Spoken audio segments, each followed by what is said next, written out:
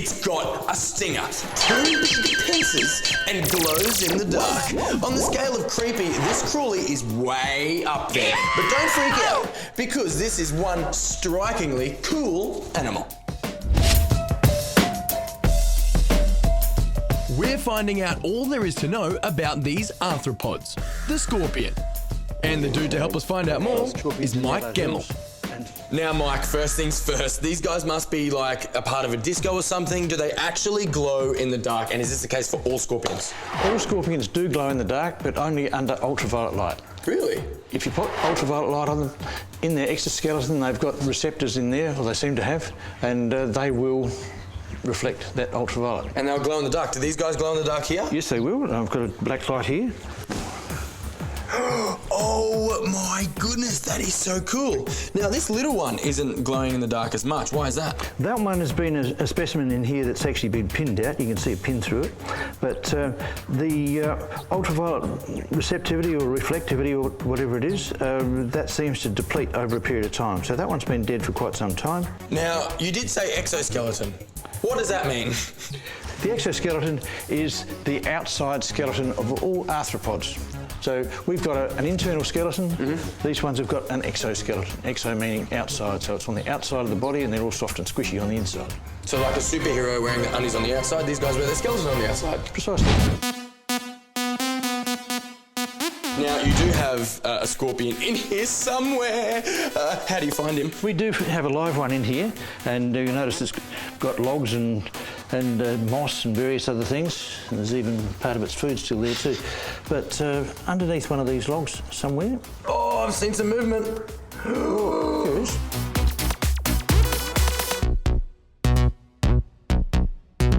Now, Mike, you've got him in your hands. If this guy stung you, are you out for the count here, or...? No, this one's an Australian scorpion. We don't have any dangerous scorpions in Australia, so even if it did sting, it would hurt. It's got its venom in its sting on the tail, but it's not dangerous. It's not dangerous to humans anyway. Can I hold him?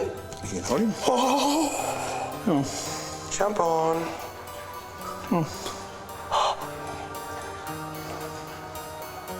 Wow, this is so cool. I have a scorpion in my hands. This is amazing. Oh. Now, Mike, what's the go? Because apparently he can't actually see my hand, can he? No, your hand is beneath him. His eyes are up on the top of the head, or the cephalothorax there, so anything that's underneath him you can't see, and your finger doesn't pose a threat to it, so it's not worried about sitting on your finger. So I can pull faces behind him. And he won't see me. Keeping that in mind, it's probably not the best idea to go touching one in the wild. If you see one, just observe it and leave it alone. Wow. So scorpions, how long do they live for? They can live for anything up to 15 or 20 years, probably. And what is on the menu at a scorpion dinner party? Basically anything that's small enough to eat. So it might be crickets, cockroaches. If they come across something that is going to put up a fight, they have to defend themselves, and they'll do that with the aid of their nippers and also their sting. Whoa. Oh, man, this is so cool. I have never had a scorpion. Why is he climbing up me? What does this mean? Well, you can probably see your head and think, that'd be tasty. I'm not a tree, buddy.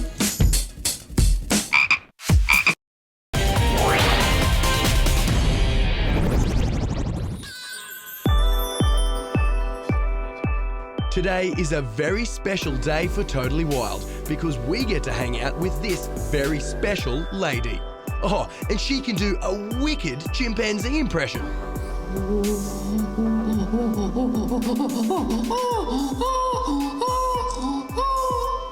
This is me, this is Jane. Wilders, meet Dr. Jane Goodall. This dame, primatologist, author, anthropologist, and mother has revolutionised the way we look at chimpanzees and animal behaviour. And it all started with a dream. I will grow up, go to Africa, live with animals and write books about them. Everybody laughed at me. How would I do that? Jane, dream about something you can achieve. Forget this nonsense about Africa. But she didn't, and in turn embarked on an adventure of a lifetime, living in the Gombe National Park in Tanzania, Africa, completely surrounding herself by chimpanzees. It must have been pretty amazing being out there in the wilderness with these animals. What did it feel like? It was my dream come true. I was the happiest days of my life, being alone out in the forest with the chimpanzees, and everything I saw was new because nobody had studied them before. What was one of the most amazing discoveries that you witnessed?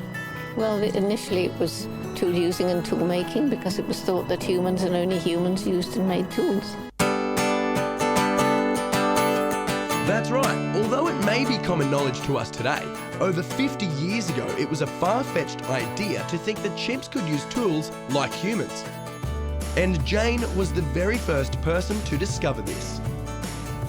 One day, never to be forgotten day, I was going along a forest trail and I saw a chimpanzee crouched over a termite mound. And I looked through my binoculars and I saw a black hand reach out and pick a stem of grass and use it to fish termites from their mound. Not only has Jane changed the way we look at chimpanzees, but protecting them is also at the heart of her work. But why stop there? Jane wants to protect all living creatures and ecosystems. And this is what stemmed the idea for her Roots and Shoots program. Yes, Roots and Shoots is involving young people.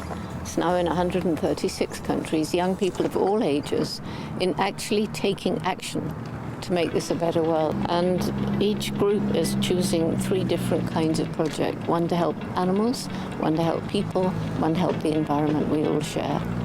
So how can we, every day, help out our environment?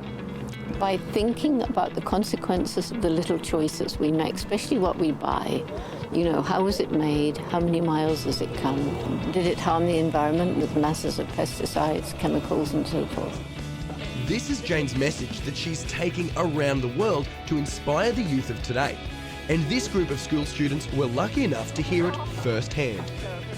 You actually are changing the world every single day. And we hope that you choose to change it for the better, because not all young people do. And by the sounds of it, I'd say she's doing a pretty good job. Everything she said was so inspiring. She's just such a role model. And her morals and ethics and everything that she talks about, it's just overwhelming. It's just what I want to be one day. I think I'll start by planting more trees around my place and picking up people's litter that isn't mine. It's gross, but you know, it's helping the environment out. And what advice do you have for anyone who would like to follow their dreams just like you did? What my mother said to me, that if you really want something, you're going to have to work really hard, and you must take advantage of opportunity, and you must never give up.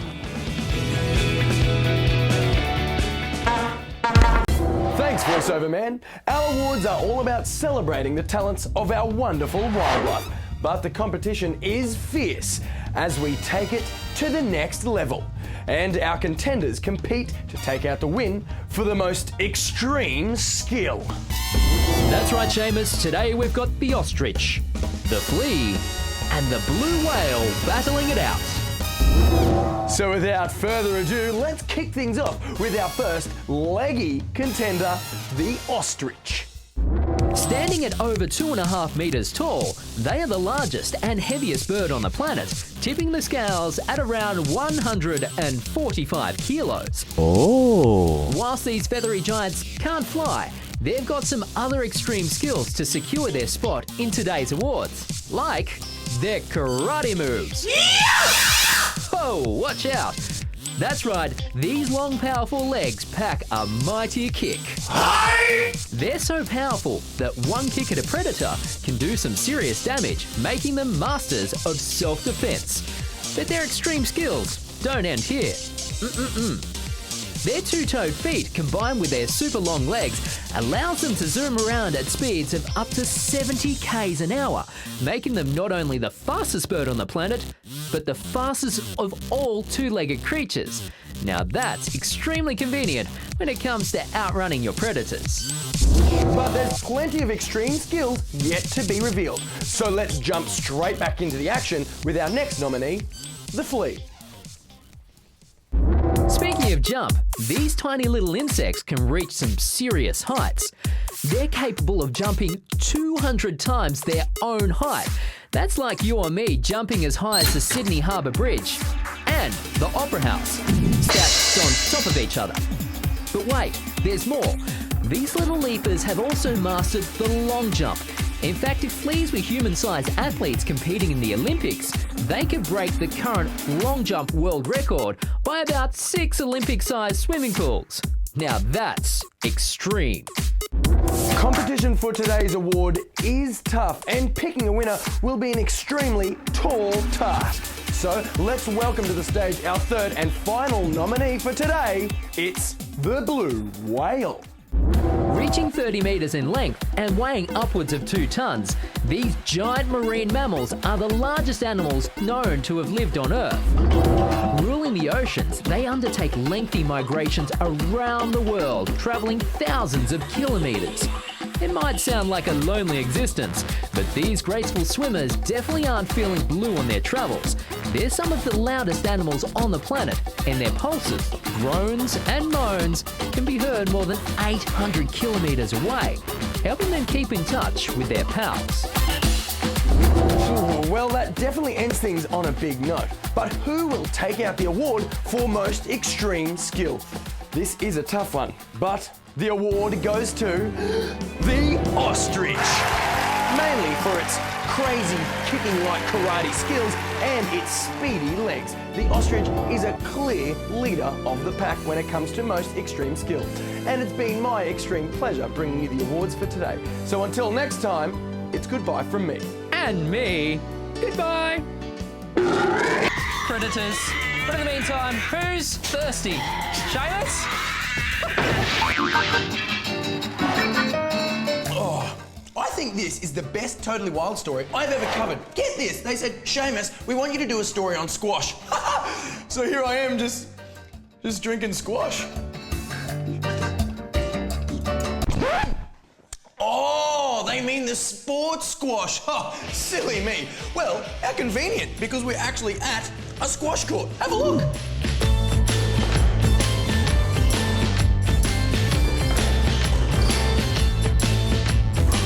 Meet Alex. Alex, Lauren, and Lauren. Wait a minute, are they yanking my chain here? No! Okay, what a coincidence. But their names aren't the only thing they have in common. Each player is about to squash their way overseas for a major squash tournament. Let's find out how they're going. How do you prepare for a competition with such high pressure on your shoulders? Well, we train twice a day, 6 days a week. That is a lot of squash training. Well, obviously, such a big comp, you obviously get quite nervous. How do you deal with your nerves? I don't. Oh, you just don't deal with them? How do you? I don't get nervous. You don't get nervous? What about you? 0 nerves here. Oh, well, you're obviously very confident. Well, you are all very good, and you're all quite young. How long have you been playing for? 6 years. 8 years. 5 years. 3.5 years. Wow, that is more years than I have ever done it. Now, okay, Lauren, tell me, why squash and not, tennis, cricket, or soccer, or something like this? It was a family sport, so that's what I've always grown up with and what I always wanted to try.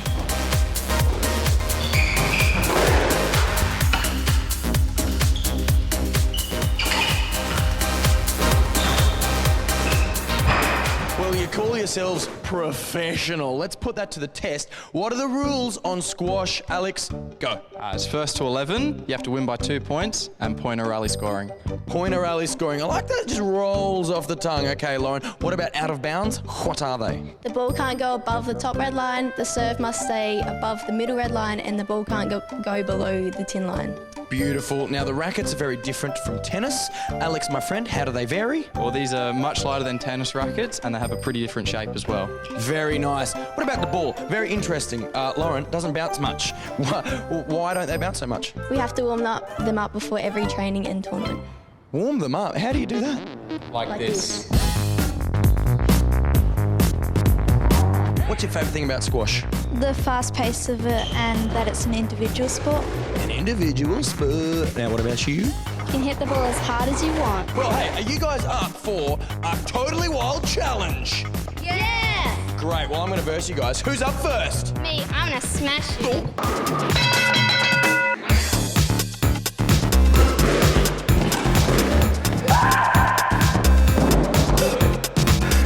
Thank you for coming. Appreciate it. I did try, not my best. Come on over. Thank you. All right.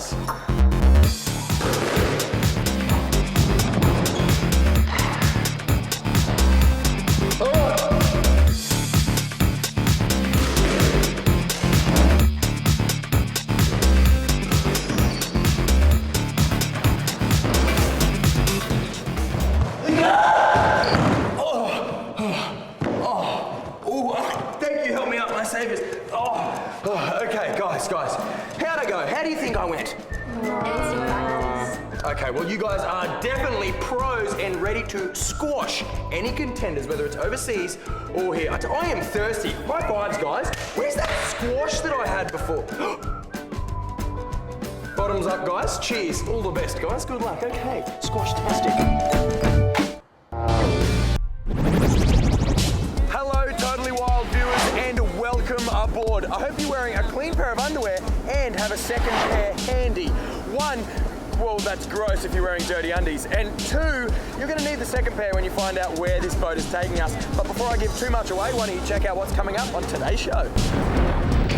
Thanks, Seamus. Nat's taking us backstage and back in time to hang out with some gigantic prehistoric stars. Check out these monster-sized puppets. And you better get your sports gear on, because we're going to be kicking goals and shooting hoops, perfecting our soccer and basketball skills at a sporty workshop. Plus, we're checking out a few ways to help keep our pets safe and sound at home sweet home where they belong. Well, we definitely have a great white show in store for you guys today. Did I give too much away? Well, that is what this episode is all about. Great. We are heading 70 kilometres off the coast of Port Lincoln, South Australia, which is one of the only places in the world where you get the privilege of going fishing. Well, sort of, fishing of another kind. Anyway, I'm going to suit up.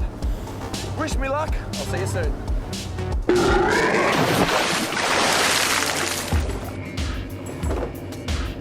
Bit of privacy, please. Look, if you've just joined us, why don't you watch this to swim up to speed while I get changed? Early this morning, the Totally Wild crew and I packed our gear, boarded a boat off the coastline of South Australia and zoomed right out into the middle of the Big Blue. For one reason, to get in the water with one of these.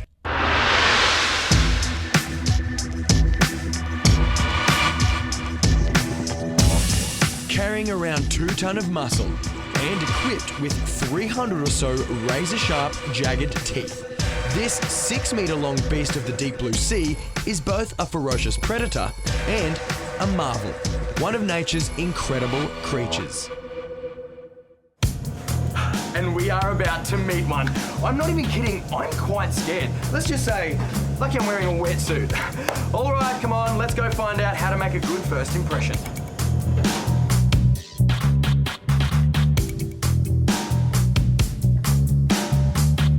There's a couple of things that are really important, and we're mostly just talking about the cage and the underwater breathing.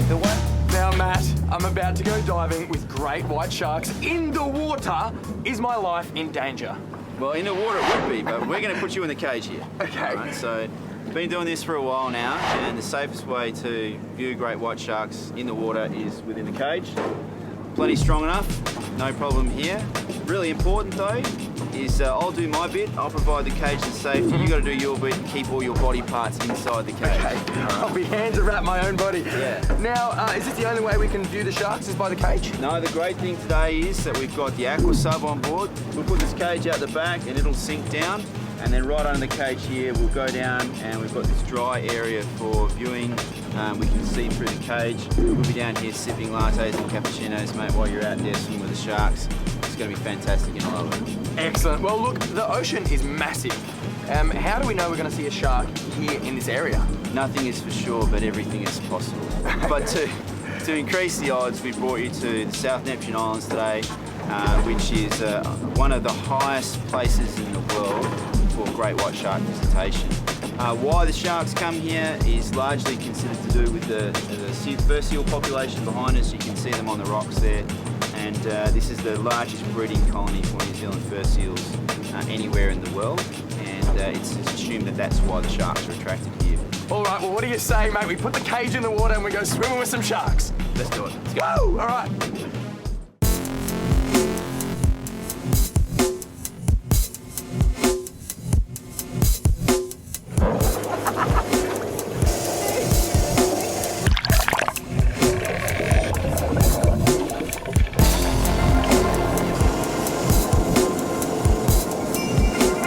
Anxiously and nervously, I wait, my eyes constantly darting through the deep water in search for the shimmer of silver from a great white. Nothing. All I can hear are the bubbles from my oxygen and the thumping of my heartbeat. Until shark time!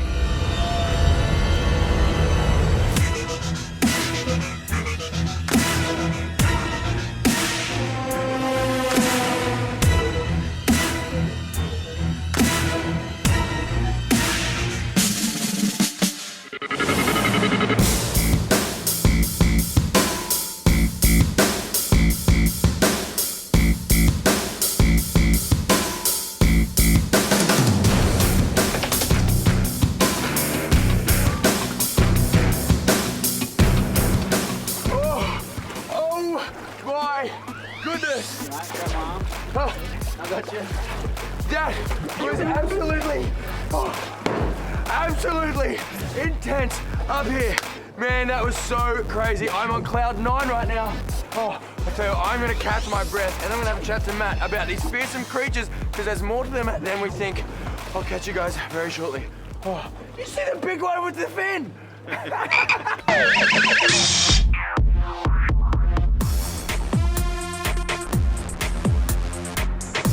Absolutely amazing vision right there. I cannot believe it. Diving with great white sharks. My legs are still shaking.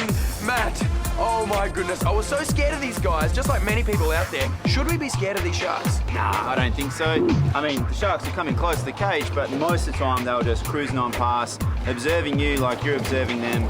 They're just as interested about you being in their environment as you are in theirs. Well, they are such cool creatures and very impressive, but they have a pretty bad rap. Do they deserve it? I don't think so. I mean, they certainly evoke a kind of fear in us, and that's the primeval fear of being eaten alive. It's the same category as crocodiles and tigers. But essentially, this is their environment. They're a very important part of that ecosystem and that food chain. We're not supposed to be there by nature, but we've evolved to be able to be there, and it's a great opportunity. I think, no, I wouldn't be afraid of it. I'd be wary, but I wouldn't be afraid. Be very wary and don't dress like a seal. Point taken. Up here, mate, thanks so much for taking us out. Pleasure. Thank you so much for watching. Unfortunately, we have bitten off more than we can chew, but you guys can swim on over to template.com.au. Follow all the links to Totally Wild. There's heaps of stuff you can do up there. You can even rewatch some of your favourite stories. Well, I'm going to get a really good seat on the boat for the ride home. See you later.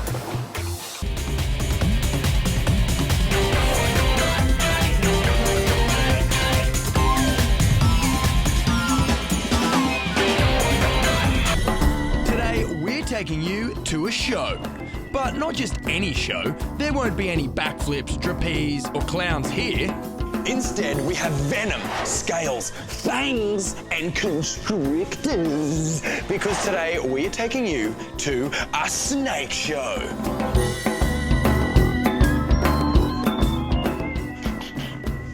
We have to build the arena first. Do we? Let's meet our pit boss, Rudy.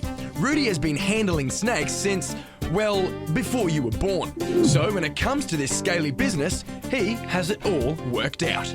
Now, Rudy, you are the pit boss, mate. You're cracking the whip. You're in charge. Now, how many performers, snakes, do you have in your show? We've got a variety of about 20. 20 different varieties. So what are some of the varieties? Well, we've got a couple of tree snakes, we've got venomous snakes, we've got a variety of different pythons. Plus we've also got a couple of goannas, a couple of other lizards as well, knobtail geckos, frill-neck lizards, crocodile. We've got a fairly extensive variety of reptiles here. Is there any pampering involved with your performers, like meals, makeup, blow drying, massages? None of that except a good feed before they come here. Very nice. A good feed, you got to feel comfortable. Well, there's only one thing to do, and that's to build a snake enclosure. So let's slither onto it.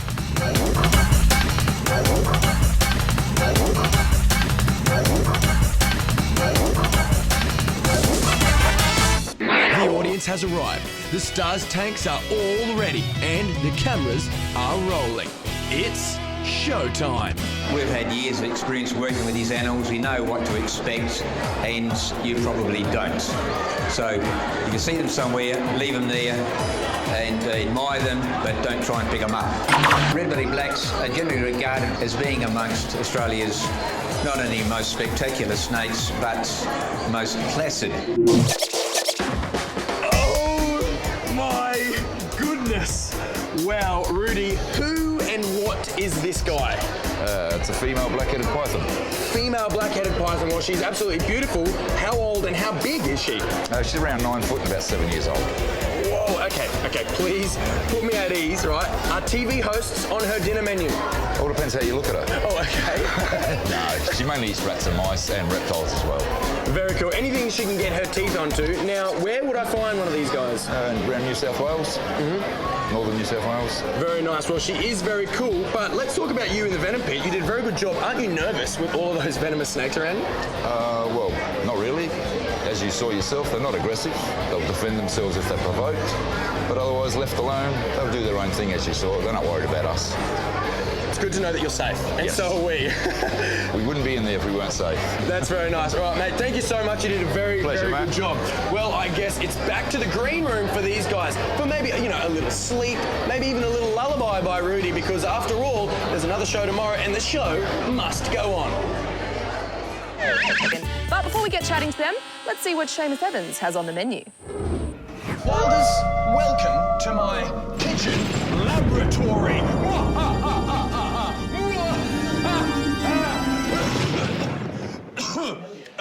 In this kitchen, we are using more than just herbs and spices. We are mixing a pinch of creativity and a dash of science. Introducing molecular gastronomy.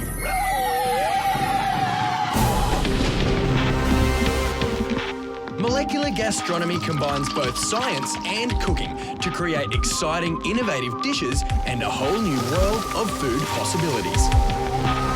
One man who knows just how it all works is molecular gastronomist Cole Thomas. Cole, welcome to the laboratory, or kitchen, and it's your kitchen, so thanks for having us, mate. Yeah, it's my pleasure, buddy. Yeah. Now, how long have you been experimenting with different dishes for? Well, I've been a qualified chef for about 10 years now. Prior to that, I was involved in a scientific discipline, so I figured, why not blend two things I love, food and science? And here I am. Awesome. Well, look, I'm itching to see it, and I'm really hungry. So what do you say we start cooking? Let's do it, Seamus. Woo! Cool. Well, it's off to work. In molecular gastronomy, ingredients like xanthan gum, a substance produced by fermenting bacteria, and nitrous oxide, a colourless gas, are often used to transform the tastes and texture of food. So what's first to go into this scrumptious science experiment? Now, this is carrot that's been mixed with just a little bit of xanthan gum to give it a little bit of jellified texture. Jelly carrot. Ooh, I love it. Ugh. That's followed by some egg whites, egg yolks, sugar, and some self-raising flour. Then it's time to whip these ingredients into shape. We're rolling. We're just gonna pour it straight in. Now, would you like to pour or would you like to hold? I want to pour. You want to pour? I'm pouring this. Okay, all right. Oh, let's not get it everywhere. So what does this thing do? We're going to introduce some gas, and in fact, this is nitrous oxide gas. Wow. Excellent. When you're getting close, turn it upside down, just like that, so the gas invests all the way through the mixture. Ready? And shake? Shake it! Nitrous oxide expands quickly to create air bubbles in the batter to make it light and fluffy.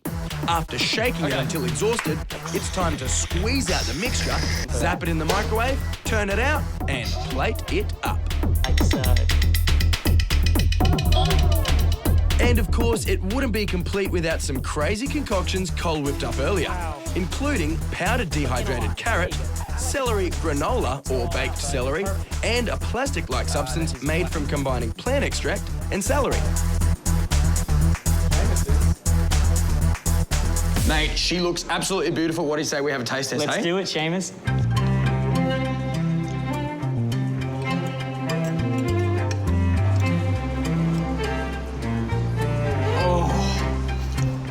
That is amazing. Who knew that science could taste so good? Hey, thanks for your help today. Up here. Rock and roll. Very, very nice. Well, hey, we're going to stick around and keep eating this. Kel, how are things going back in the garden? You need to stop talking. My name is Clam Chowder and I am here today. Isn't it so fun playing with toys? If there were only a job where you could play with toys all day. Oh, now that would just be the bee's knees. The cat's pajamas, man. Seamus. Hello. I make toys. That's my job. What? Are you yanking my chain, man? No. Come with me. I'll show you my workshop. Sweet. Come on, guys. Turns out Shane wasn't yanking anyone's chain. He is a toy maker, and this is his workshop. Man, this looks like one very cool gig.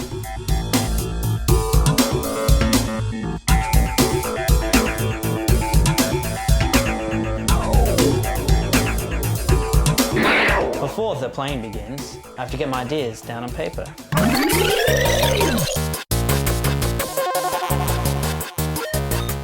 Next, I bring the sketch to life.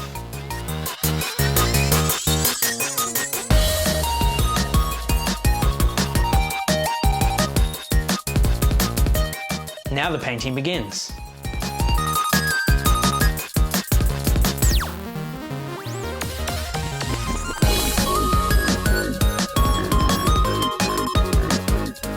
Now, is this the finished result here, Shane? Well, no, this isn't the finished result. It's probably got about another couple of weeks to go on it. Most pieces require finessing, a lot of detailing, and depending on it, the piece will depend on how long it takes. Now, this is, as a toy lover, this is a dream come true, the ultimate gig. How did you become a toy maker? Well, I always loved toys. Ever since I was young, I always played with toys. Even to this day, I still play with toys. So when I was going to uni, I came across a course called Industrial Design, and that focused on the designing of products. And I thought, well, toys are products, and how can I do it? So I studied industrial design, and from there, the rest is history. Excellent. What's his name?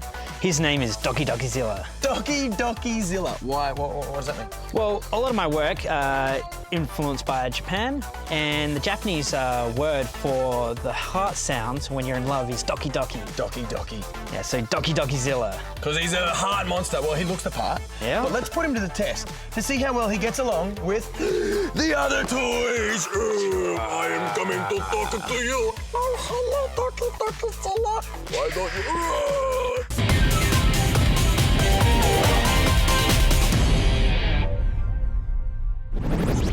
Hello and welcome to another flyingly awesome episode of Totally Wild. Have you guys ever wanted to defy gravity and have the power of flight? Have you ever wanted to flap your wings like a bird and be free in the big blue sky? Well, today we're actually meeting someone who can fly. No, he's not a plane. No, he's not a bird in human form. He is actually... Oh, actually, he's right there.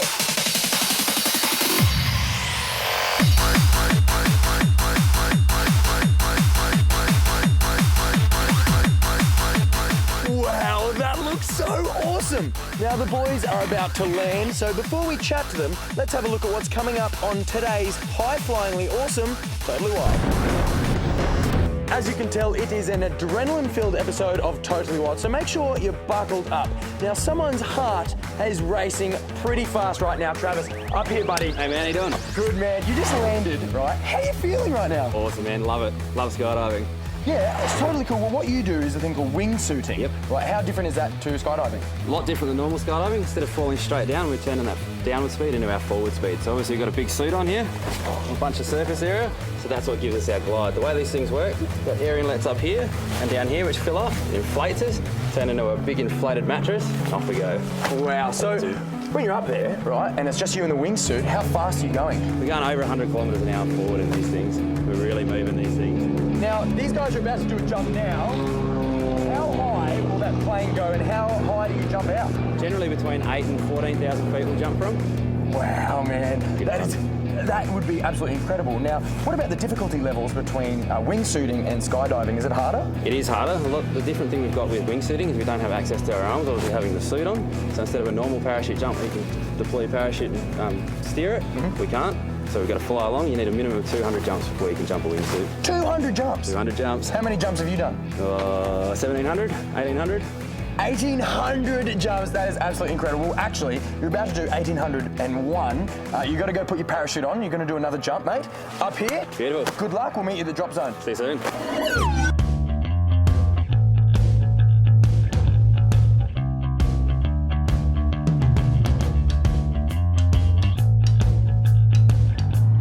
Travis is ready and he is on that plane, parachute packed. So make sure you do not go anywhere because at the end of the show, we're going to meet him at the drop zone. So enjoy. See you soon. How cool were those frogs? Now, while you've been enjoying those chilled out show-offs, we've been busy flying. No, not in a plane, not with a bird, but with Travis. Travis is a professional wingsuit skydiver. Equipped with a special suit similar to a sugar glider, he jumps out of an aircraft at 14,000 feet, soaring his way through the sky until he pulls his chute. This adrenaline-fueled sport has been defying gravity for about 80 years. And all day, Travis has been doing jump after jump exclusively for our totally wild enjoyment. So let's catch up with him at the drop zone.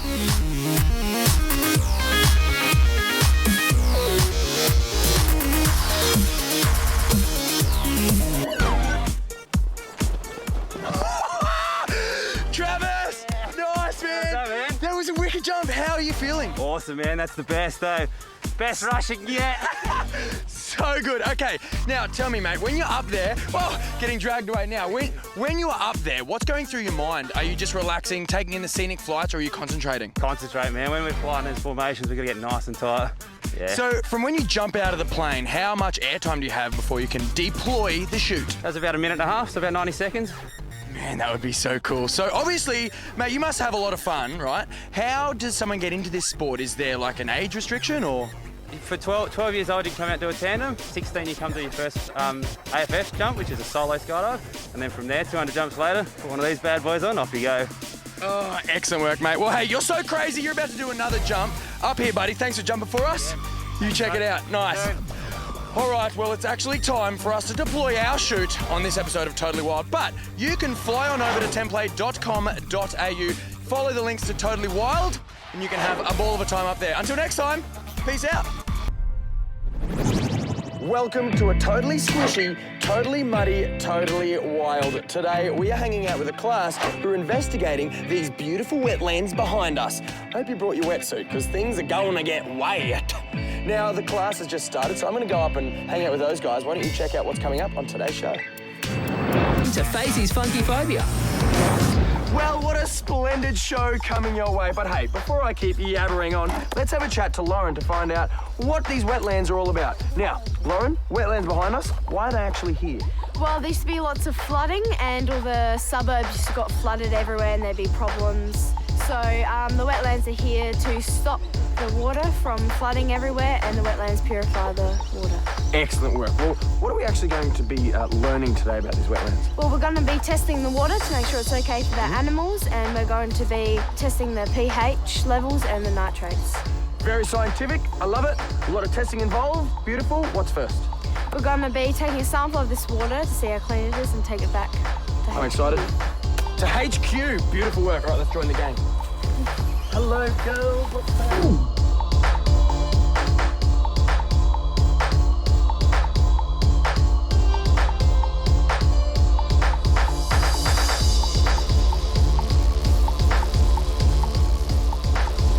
Now we've got the sample, it's time to take it back to HQ and test the waters.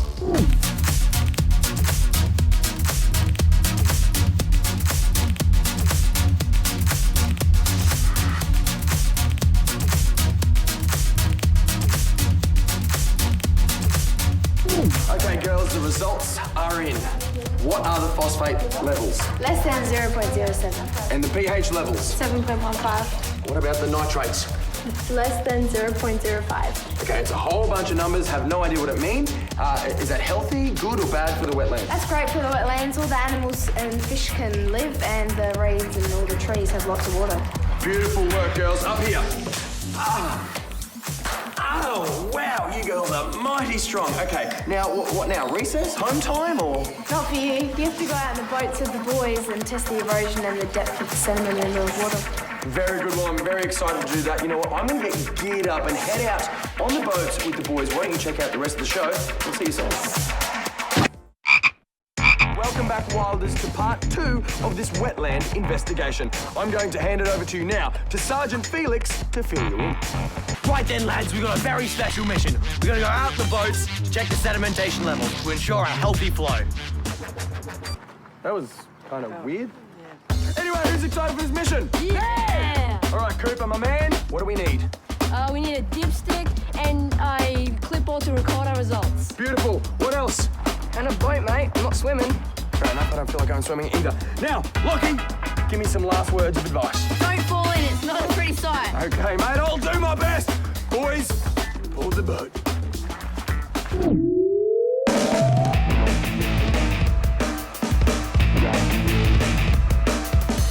Right then, lads, stick to the rope and keep your paddling coordinated.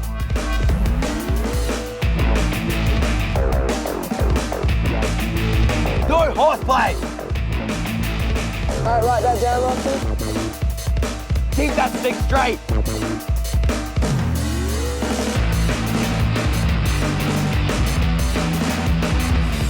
Bring it in, boys. Bring it home.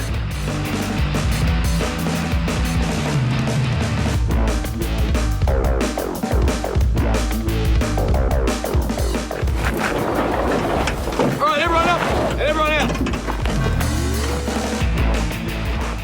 Okay, Sergeant, student, really tall kid. Okay, now, are you happy with our results?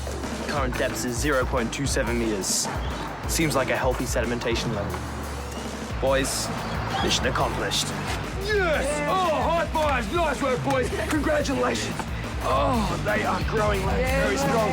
Unfortunately, we have run out of time for Totally Wild on your TV screens, but you can keep watching on your computer screens. All you have to do is head on over to teleplay.com.au, follow all the links to Totally Wild. There's heaps of stuff you can do up there. You can rewatch some of our stories. You can even write into the show and tell us what stories you'd like us to cover.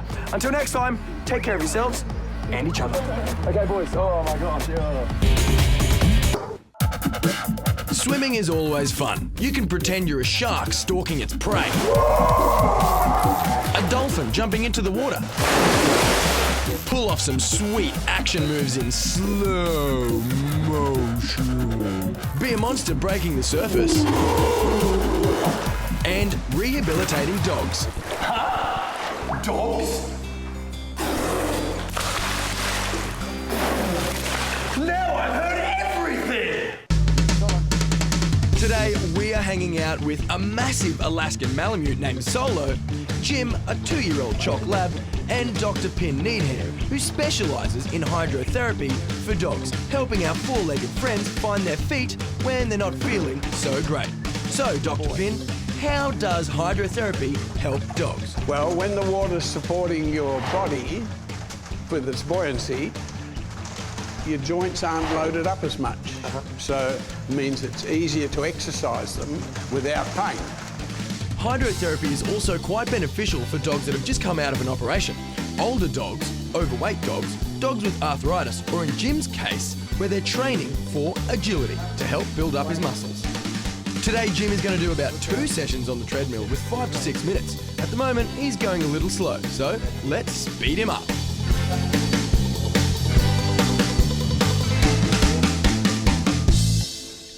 Okay, Jim, you've had your go. It's time for this big guy. Pin, it seems as though we've replaced Jim with a bear. Who's this and why is he in the treadmill? Well, this is Solo. He's an Alaskan Malamute, and Solo has two main problems, apart from the fact that he's big. He has elbow dysplasia. That means his elbow joints don't work very well. He's also had a problem with his back, but his elbows are the main problem at the moment because he digs holes, and just recently he dug himself a hole and fell in it and hurt his elbow worse. And how often would he have to do this procedure in order to get better? Twice a week. Twice a week? Yeah. Pin says that the treadmill isn't the be-all and end-all.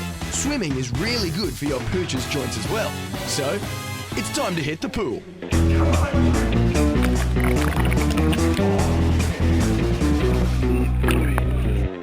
Well, after a pool session and a hydrotherapy session, there's nothing else to do for our furry friend other than give them lots of cuddles. Come here, buddy. Give me some cuddles. Oh, who's a good poochie? Who's a good poochie boy? Hey, you're a good poochie. Who's a good poochie? Who's a good poochie? What a beautiful sight. Look at that drove of cattle here in the Australian outback. Oh, it makes me feel proud to be Australian. That's right, nothing out of the ordinary here, just good What the, is that an alpaca?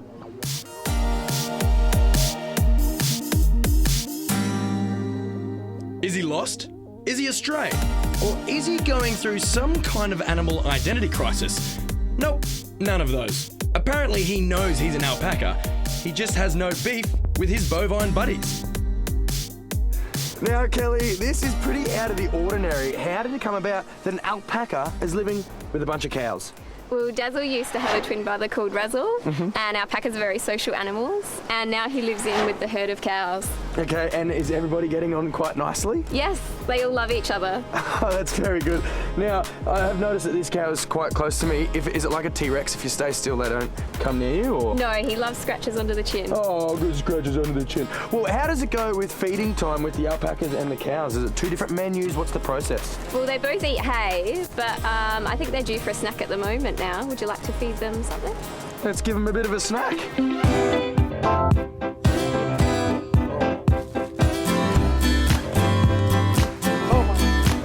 Now, how come Dazzle is staying back, Kelly? How come she's not coming in? Well, Dazzle. Oh my gosh. Dazzle's at the bottom of the pack. Oh, okay. Because he's a lot smaller than the cows. Ooh. Yeah, I know, so am I. Alpacas make very good watchdogs. Well, watch alpacas. They use sharp, noisy screams to warn the herd about intruders. These cute creatures may even defend the pack against smaller predators with their front feet and their saliva. That's right, watch out, they spit. While we're on the subject, here's a quick fact about alpacas. They're actually part of the camelid family. As the name suggests, they're related to dromedaries. They're the one-humped camels that are roaming around the outback.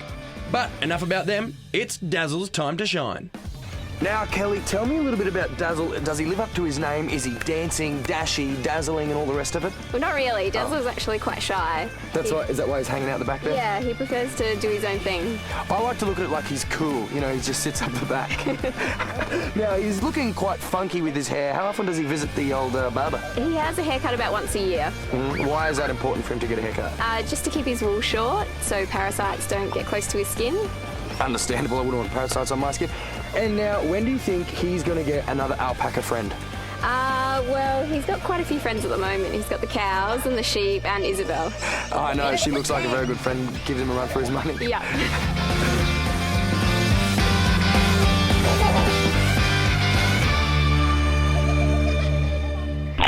Check this out. What if I were to tell ye that around some of our bustling cities, tranquil parks, leafy bushlands, and rocky mountain ranges are hidden treasures waiting to be discovered? Arr, me hearties! You'd probably be saying to yourself, Seamus, stop me telling those tall tales, but I'm not. Let me tells ya, in this park right behind me, 100 of hidden treasures just a-waiting to be found. So, come on, me hearties, let's go find them. Ahoy! Okay, so this is not quite the ye old-fashioned pirate-style treasure hunt ye all were thinking. This is geocaching. Geo, relating to the word geography, and cache, a hiking term meaning hiding place. All right, we may have found someone who knows what they're talking about. Now, Scott, sorry, I'll drop the pirate act. Now, how long have you been geocaching for? About 12 years now. 12 years, how many have you found? Not very many, only about 14,000. Whoa! Awesome. Now, geocaching, what exactly is it? It's a bit like a modern-day treasure hunt, scavenger hunt, where you go out, find things that people have hidden using a GPS or your smartphone. We have the GPSs, but what are we looking for? You're looking for containers hidden anywhere, really, and they could be as big as a fridge or something like that, or they might be something like the ones that we got here, such as a fake rock. Whoa! If you open up the bottom, if we open up the bottom, there we go, we've got a log sheet. Or it might be something like a bolt. Hang on. How is that a geocache? Well, if you open it up, well, it's magnetic for a start, and then you open it up, and inside is the log sheet. Oh, my goodness, check that out. When we find the geocaches, what do we do with them? Well, once you find it, you put your name on the log sheet, put it all back together, put it back where you found the geocache, and then log online on the website that you found it as well. And move on to the next one. Excellent. Well, there are hundreds in this park alone, but how many are there in the world? In the world, there's about 2.5 million at the moment, and in the US, there's 1 million, and in Australia, about 60,000. See, it was no lie. There is literally an entire world of geocaches waiting to be found. Whoa! Absolutely crazy. Okay, well, what do you say, Buccaneers? We keep geocaching. Yeah! Speaking of which, we have a clue to help us find the first geocache. Think of the possums. Now, what do you think that means? Well, possums like climbing trees and scurry on the ground. Let's go scurry. Yeah, probably somewhere over there. Over the bridge! We're 168 meters away. It's down here. Down here! It's over here somewhere. We found it! We found it! Whoa!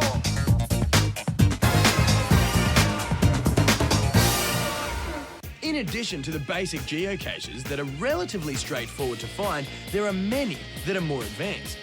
Like multi-caches, which involve a trail of clues leading to the final cache, and puzzle or mystery caches, which require a bit of problem solving to work out the exact coordinates. Oh, I found it! I found it!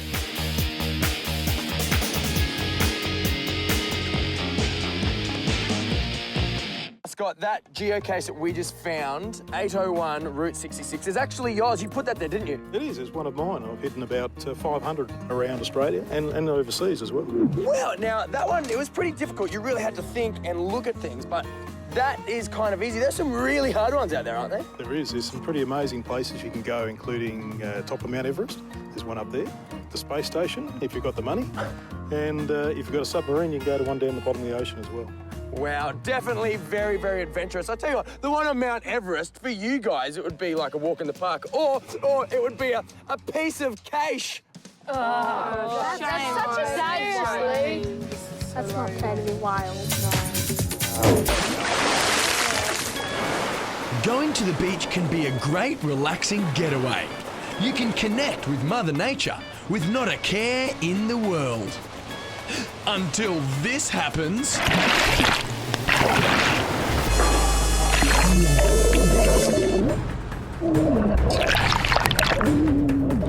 There's a civilian out there that needs our help. It's time to save a life.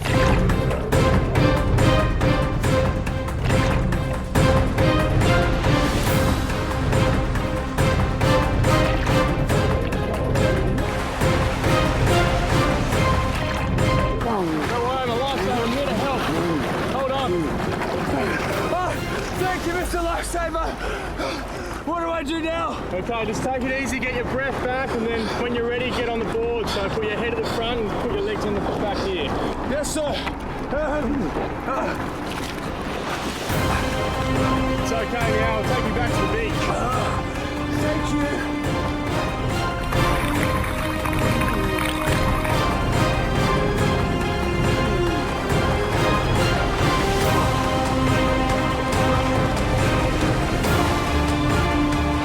Okay, Seamus, thanks to my superhero-like abilities, we're safe now. Thank you so much, mate. You rescued me with such speed. How do you maintain such efficiency? Well, we're always scanning the water. Our craft is right by the water's edge, so we can get to you quickly. And by the way, we're safe now. I'll just...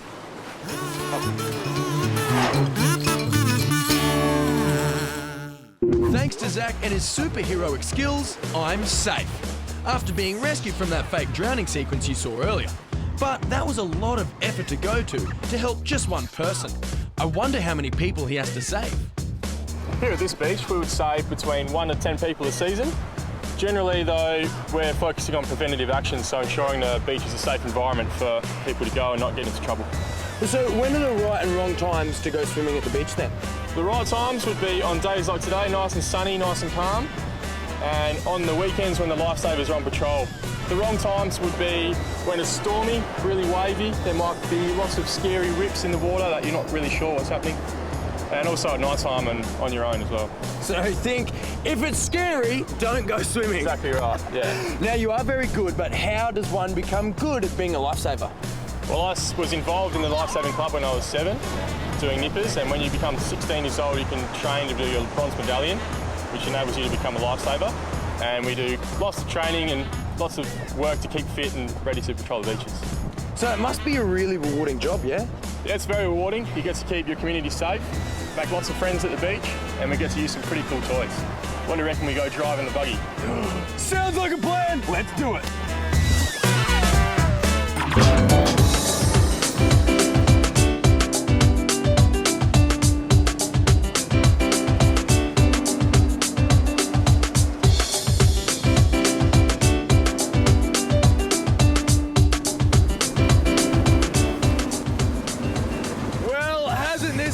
Great. Hey, Zach, mate, put it there. Thanks so much for saving my life and showing us the ropes, mate. No worries. Well, it does look a little bit gloomy, stormy, and full of rips out there, so I might go in for a dip. Seamus. Just kidding.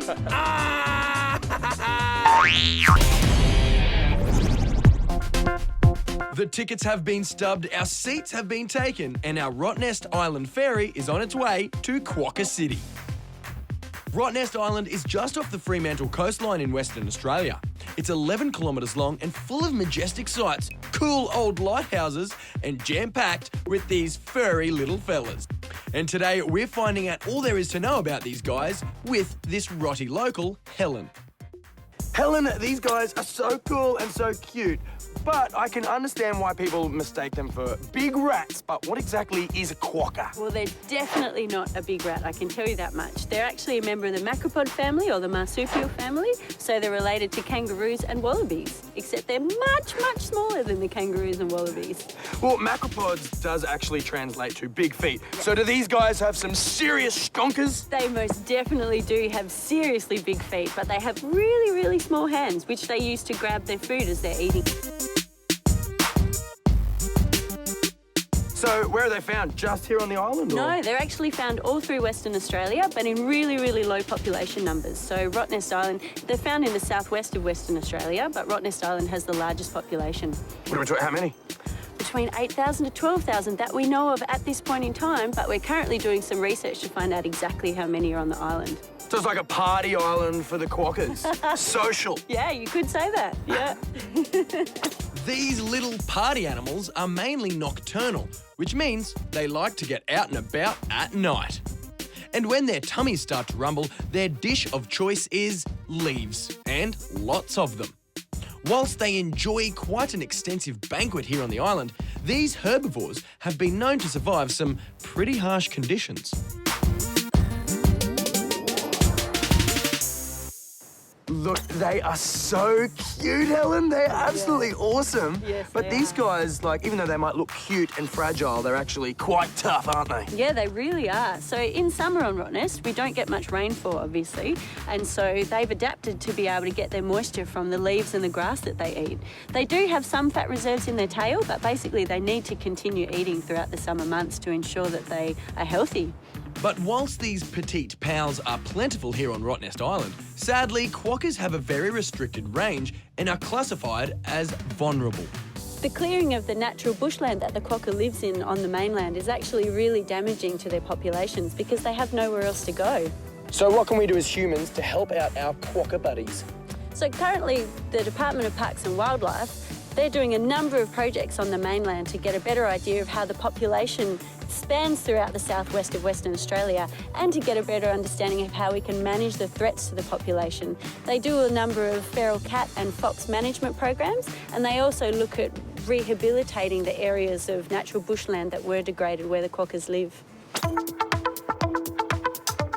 It seems as though these mainland quokkas need to secure a seat on that ferry because these Rotto locals have it pretty relaxed. That's one pretty amazing thing about quokkas here on Rottnest Island. Because they are protected by people just like Helen and they have no natural predators, these guys pretty much have no care in the world, and we're actually able to get so close to them and see them firsthand in the wild. That is so cool. But first up, want to come fly with me? Yee-hoo!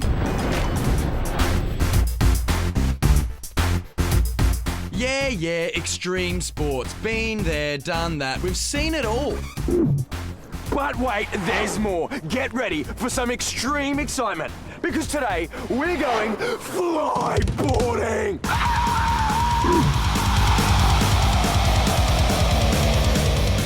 The concept of flyboarding is simple. One person, one helmet, a jet ski, and 2 jet boots. All right, Jake, my main man, my diggity dog, my flyboarding master. Right, flyboarding lingo, what are some of the words I need to master before I head out there? Well, instead of surfs up, it's jets up. It's pretty gnarly, it's good fun. It's cowabunga, you know, all that sort of. Cowabunga, dude! Well, That's flyboarding, mate. Yeah. All right, what is it? Is it like skateboarding but with jets? Basically exactly like that, or like wakeboarding, you know, any other water sport. Just with jets on your feet, control where you want to go, do your own thing. It's good fun, easy to pick up. Cool, well, out on the water, right, is it pretty much just go as hard as you can and you won't get hurt? That's basically it, you know, you wear helmets, life jackets, you've got a wetsuit on, and like, we're all trained to do the right thing, make sure you do well. Now, I can't get my head around the science here. How on earth do you get jets on the bottom of your feet? Well, basically the jet ski, 160 horsepower, becomes a giant vacuum, sucks the water straight through the bottom, through a hose and out boots on your feet, pretty much, and then you just do your own thing. That's basically all there is to it. Now, how old are you? 18. 18? Now, how young and old can you be to flyboard? Oh, it's endless, really. You could be up to 50, 60 years old and still pick it up, you know. And youngest, I reckon, is 8 or 9 that we've had, probably. Before I fly up a Jetstorm, check this kid out. Kaylin is only 8 years old. Mate, put it there, high five. Absolutely smashed it out there. That was so cool. Mate, how fun was it? Very fun. Yeah, why do you like flyboarding? You just get to actually fly. It sounds pretty cool, eh? That ability to fly. And do you feel like a bit of a dolphin when you go up out in the air and then dive in? Yeah. It's pretty cool, eh? Yeah. Knuckles. Boom. All right, now it's my turn to strap in and fly high. Insert Daredevil music. Come on. So the tricks are? Lock legs straight? Yeah, hips locked. And just trust the board, have confidence in it. And then control the board with my feet? Yeah. If you want to go down, point your toes down, you go straight to the water. You want to rise back up, flatten your feet, you'll rise straight up. Yeah. Last words of advice. Yeah, just trust the board, man. Don't be too nervous, you'll be right. And have some fun! Yeah, that's it. Cowabunga, dude! All right, buddy. Jets up!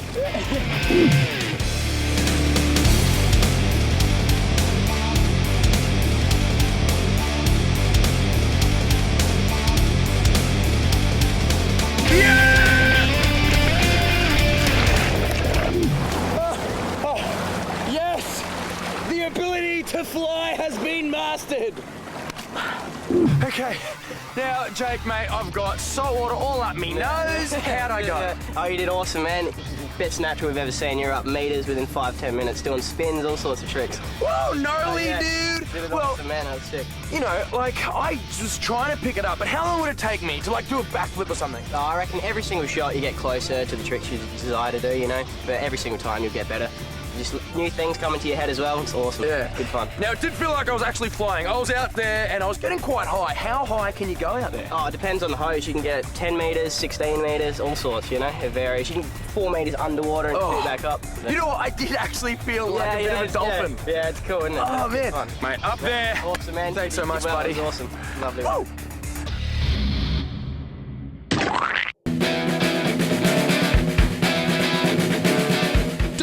been our bestest buddies for thousands of years. We've been there shaking paws, having our faces licked, and scratching their ears for as long as we can throw a stick at. But these hounds are more than just your pet pooches. These are working dogs, aren't you? Aren't you, little cutie? There are all types of working dogs that help us humans out on a daily basis. But these fellas are particularly good in their field. These kinds of dogs sweat it out there in the paddocks and yards, herding livestock and performing other tricky jobs to help people get work done on farms all around the world. Now, Steph, they are working dogs, however, they look like lap dogs here. Is there a big difference between pets and working dogs? There's a massive difference between pets and working dogs, although Hunter's not really showing you that right now. These guys do have a very important job to do out on the farms and do have very different working attributes and traits to your normal pet dog at home. Yeah, well, also, they're both working dogs, but they look very different, like is one like a builder, the other one a plumber, or what are their roles? Pretty much. We have what we call yard dogs and paddock dogs, so it depends on the dog's personality as to what you'll get out of the dog. Hunter here makes a fantastic paddock dog, so they're great at rounding out large numbers of sheep out in big open spaces, whereas Rex, being a Kelpie, has a nice big bark on him and is a great yard dog, so great at working with sheep in close quarters and jumping up on their backs. Now, I know you have to train these dogs to become working dogs, but how much of it is actual natural instinct? Like, for example, can you train a Pomeranian to do these jobs? No, not really. You need a dog that has a natural herding instinct. So a lot of the time the farmers will actually go out and have a look at the dogs and see if they can have the ability to hold those sheep together. Okay, Steph, I am ready to train some dogs and round up some sheep, except... Where's the other dog? I thought, since you're quite new to this, Hunter's quite new to this, I think you might be a good match. A good match, the new team, the good team, let me tell you. Okay, well, what kind of techniques are you using here for training? Are you using whistles, treats, anything like this? We definitely don't use treats. And whistles, a lot of people do use, but I can't whistle, so we won't be using that one today. We do use a lot of vocal commands and also hand signals as well. Yeah, I saw you out there, like, it looked like you were directing traffic. What kind of signals are you doing? I pretty much am directing traffic out there, so we have a here command that gets the dogs to run clockwise around the sheep and a back command that gets the dogs to run anti-clockwise around the sheep. Sounds good, I tell you what, well, I'm itching to round up some sheep with Hunter here. What do you say we give it a crack? All right, give it a go. All right, Hunter, are you ready? Where's the sheep? Where's the sheep? Are you ready, buddy? Are you ready? Ready? Here! Go! Here! Get the sheep! Go! Mush! Mush! It's not going. Here. Go, go, go, go! Yes! Finally, we got him. All right. And here. Ooh, ooh, ooh. Back. Ooh, ooh. Ooh, ooh. Here. Good boy, Hunter. Back. Ooh. Ooh. Oh, excellent work. Nice work, Hunter. Come on. Come on, buddy. Up here. Yes. Now, how do I tell Hunter that he's done such a good job? Basically, give him a big pat and say good boy. Oh, come here. You can have a cuddle. Good boy, Hunter. You did such a good job. Yes, you did. Now, he was so enthusiastic and he was so obedient. Why are they so willing to please? Basically, it's a respect thing. Good These guys boy. were built for that job out there, and if you give them the respect, they're going to give back to you, so it's a two-way street. Excellent. Well, you know, he seems a little tuckered out, and I'm a little tuckered out myself from yelling out loud and moving my hands left and right. How do they cool off? Basically, Hunter loves to go for a swim, so we've got a big trough full of water that he jumps in at the end of the day, and he loves it. Beautiful. Hey, Hunter, buddy, do you want to go for a swim? Do you want to go for a swim? Yes, you do. I think you just said yes in dog language. Hey? It's certainly a dog's life. Oh, stay cool, Hunter. Who's a good boy? Who's a good boy? You're a good boy. Yes, you are.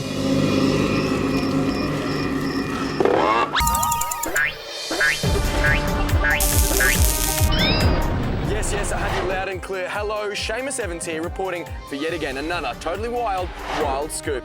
And as you all know, Australia is home to many beautiful things.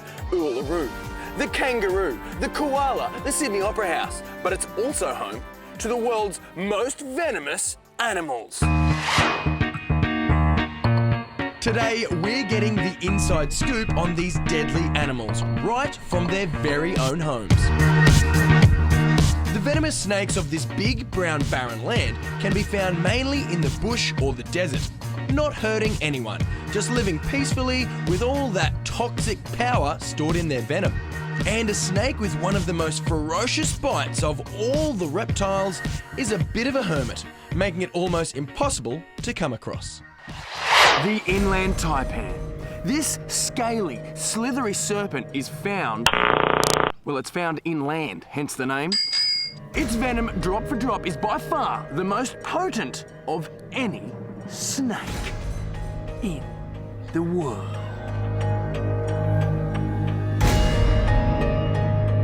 Conserving energy, the taipan will hide under rocks, logs, and blend into the dirt, playing dead, waiting for a meal.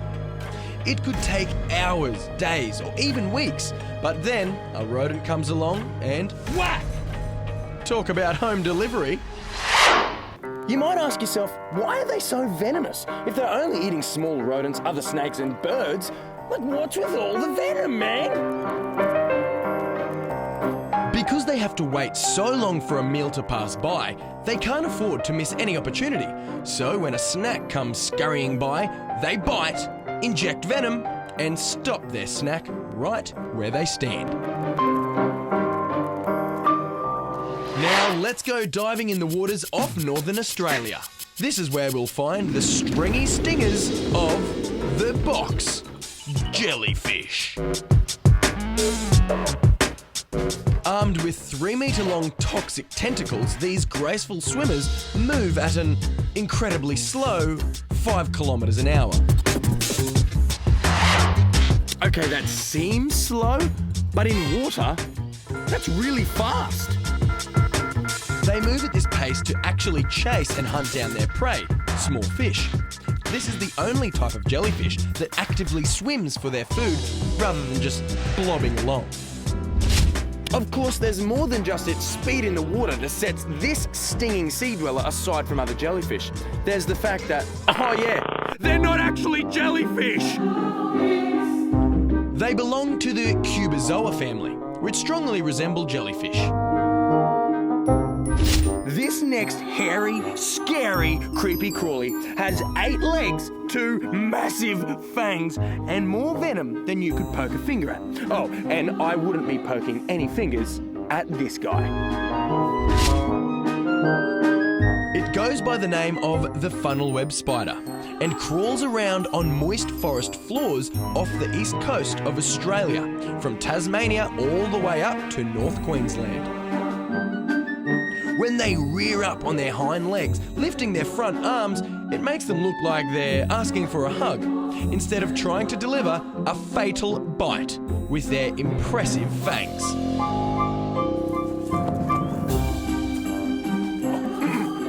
These are just 3 of the many fatal friends that Australia houses. Luckily, it's very rare to come across all of them. Well, I'm Seamus Evans, and this has been another amazing Wild Scoop.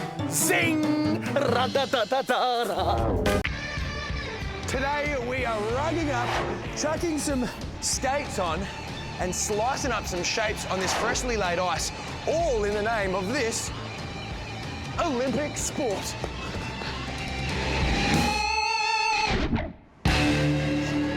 Figure skating has been an Olympic sport from 1908. And now we're lucky enough to catch up with 2 very talented young skaters, Izzy and James. Izzy, you reminded me of a sports car out there, zipping around, whizzing about, hippity-doo-dah. Now, you actually went to LA recently and trained with some Olympic coaches. How was that? Great. I got to know James more and I got to know my technique for my jumps and my spins. I also got to learn more about footwork and how it all worked. And it was experience for my program that got choreographed there and the experience of being overseas. So good. Well, obviously one day, the big picture, those 5 rings, the Olympics, you want to be there, you got to train hard, but you're already training quite hard. How often are you training every day? I train 6 days a week and I train an hour and a half a day.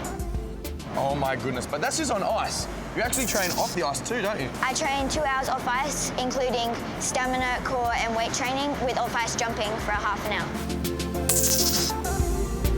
Izzy sure is determined, and with an impressive trick like hers, she is definitely on the right ice path to lacing up for the Olympics.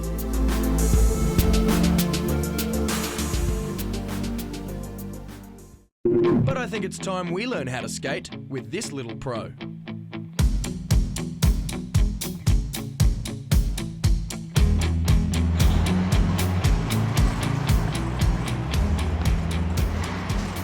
Oh my gosh, James, up here, mate. I'm dizzy just looking at you. You dizzy? Yeah, a little bit. Well, buddy, you actually represented Australia in the Junior Worlds. That is so impressive. How did that feel? Oh, it was a great experience. I was a little bit nervous, but to be on there with the best in the world, it was great. I can imagine, dude. Yeah. Well, mate, I'm feeling pretty ready. Can you teach us something? How do I go fast? Oh, okay, so you have to bend your knees. Yep, bend the knees. And put your arms out for balance and look up straight. Look up straight. Yeah, so, and you just move. All right. Enough about the speed, mate. Yep. How do I do a trick? A trick, so... A jump. A jump. So make sure you bend your knees again and you use your arms to vault yourself up, So it's essentially just a jump, but you're going fast. Yeah. I'm going to chuck in a spin. Wish me luck. Okay, cool.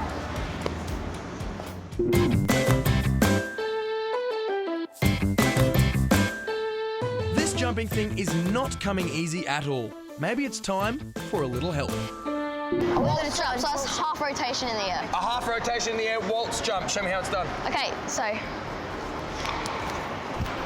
Oh, man, that looks hard. All right, what do I need to remember? Keep in mind. So you take off your left foot, then you land on your right. So you bring this leg through and you use your arms. And then do a nice little swan thing at the end. All right, here we go. Ready? Part the river. Take off left, land on right. Land on right, so you have to go into it backwards. What? I have to go into it backwards? Backwards. Oh, that's the hardest. You're lefty? No, I'm going to go forward. Are you a lefty? Righty. Righty, that means you jump that way. Okay, ready? Some people I'll jump go that forward. way, Try this one forward, right?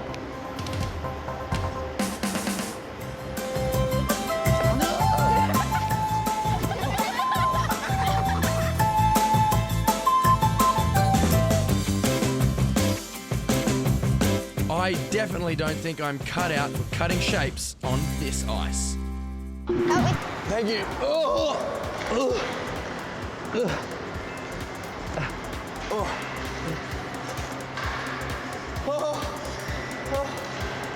I need a cup of hot cocoa and some heat packs on my thighs, I think. Ooh, very delicate flower.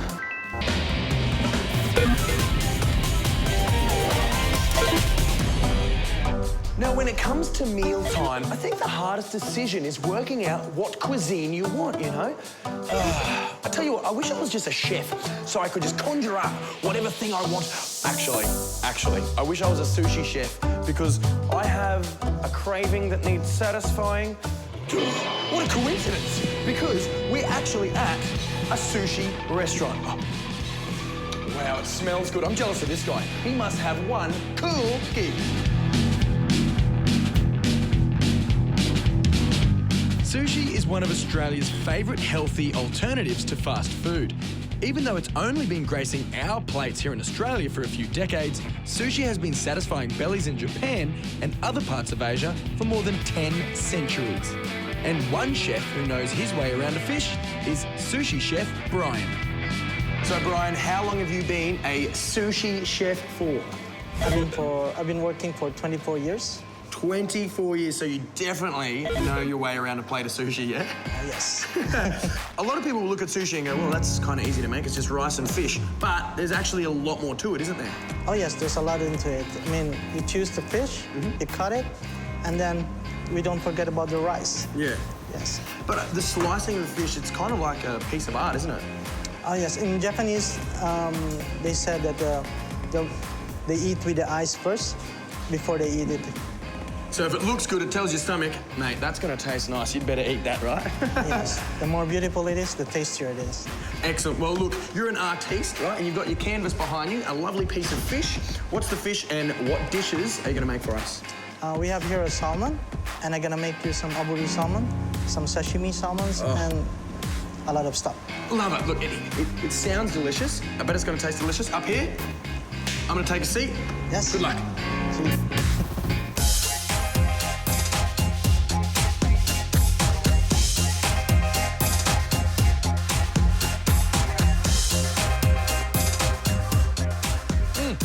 ready for eating.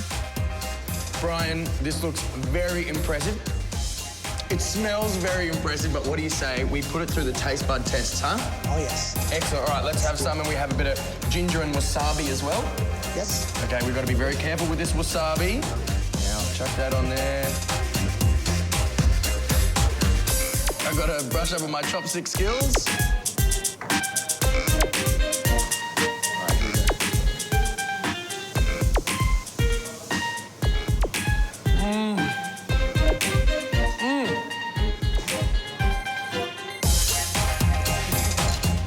Oh my goodness, mate. I could eat that for days. Why did you become a sushi chef? I became a sushi chef because I love cooking, and I fell in love with Japanese cuisine because of this artistic, and I mean, Japanese cuisine is delicious. Well, these edible works of art have definitely quenched my sushi craving. Brian definitely has one cool gig. Arigato!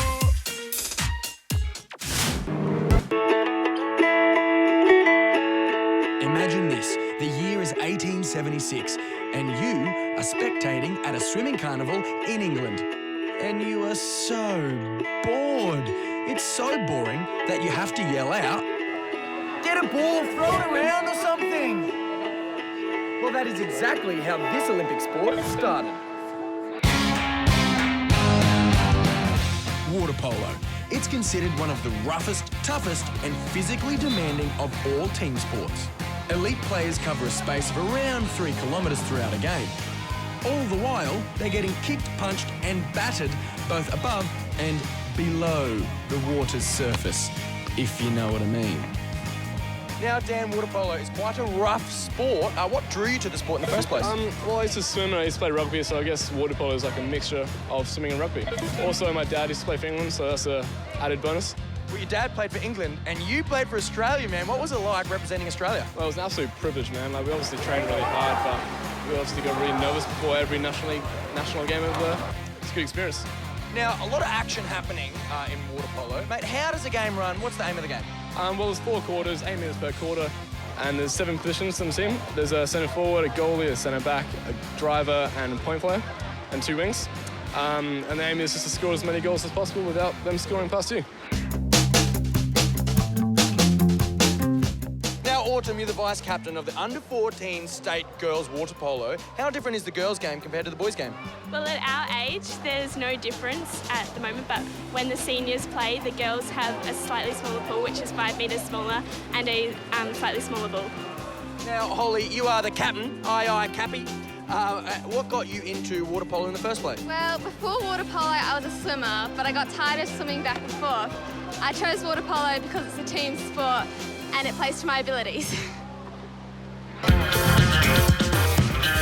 Jet, is it as simple as it sounds to get one ball into the other person's net? No, there's a lot of tactics involved, and basically teamwork is necessary because the other team is trying to stop you from scoring. So, Nick, tell us, mate, how often are you guys training? We train 4 times a week for 2 hours. And is it intense, physically draining training? Yes, it's very hard work. So you guys must really eat like machines. Yeah. Yeah, to get these puppies. They both need all the sustenance they can get to fuel this high-intensity gameplay. Water polo. It's high impact, high energy, very fast pace, and very fun. Well, better leave it to the professionals then, eh?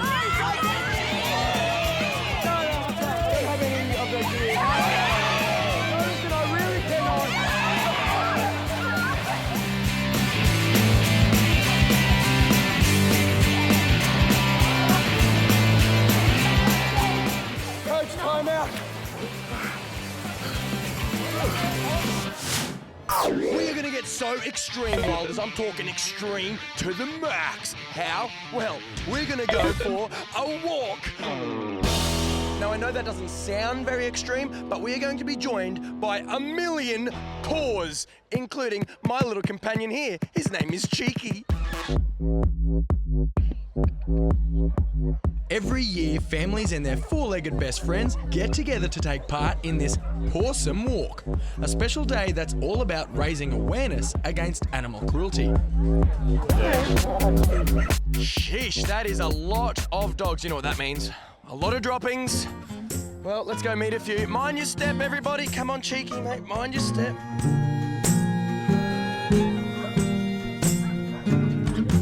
And we're off.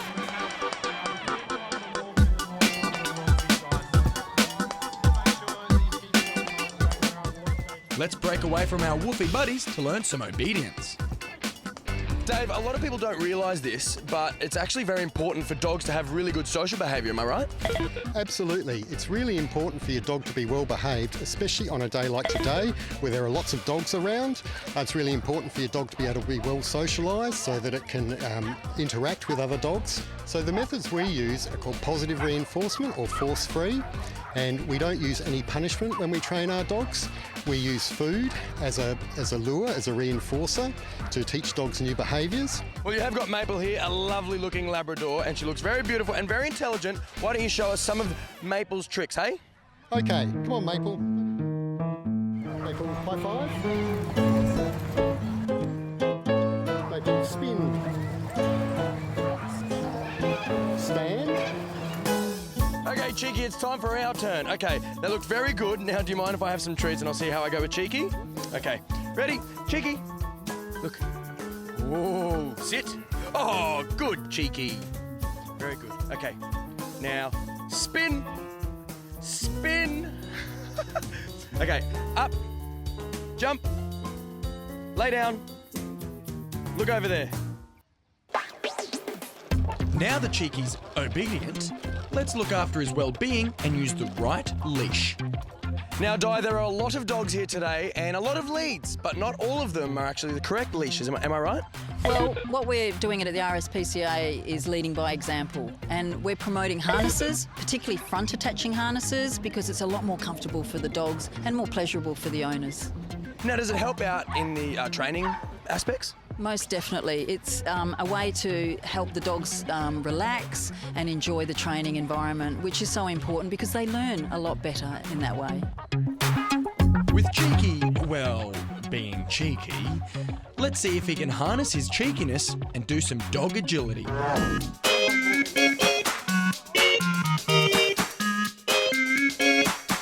After some training, some agility and a 2-kilometre walk, making many four-legged friends, I think we're both pretty puffed out. And it's now time for Pun on Fun, the punniest game show on earth. We make the puns, you guess the puntastic topic. Here we go!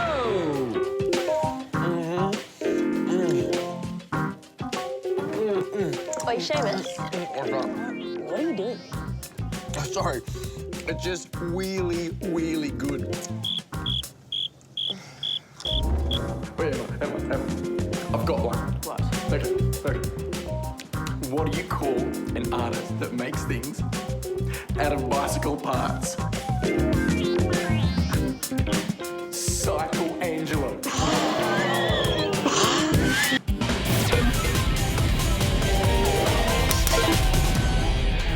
The anatomy of our bodies, you've got the heart, the lungs, the arms, the hands, and even the little foots.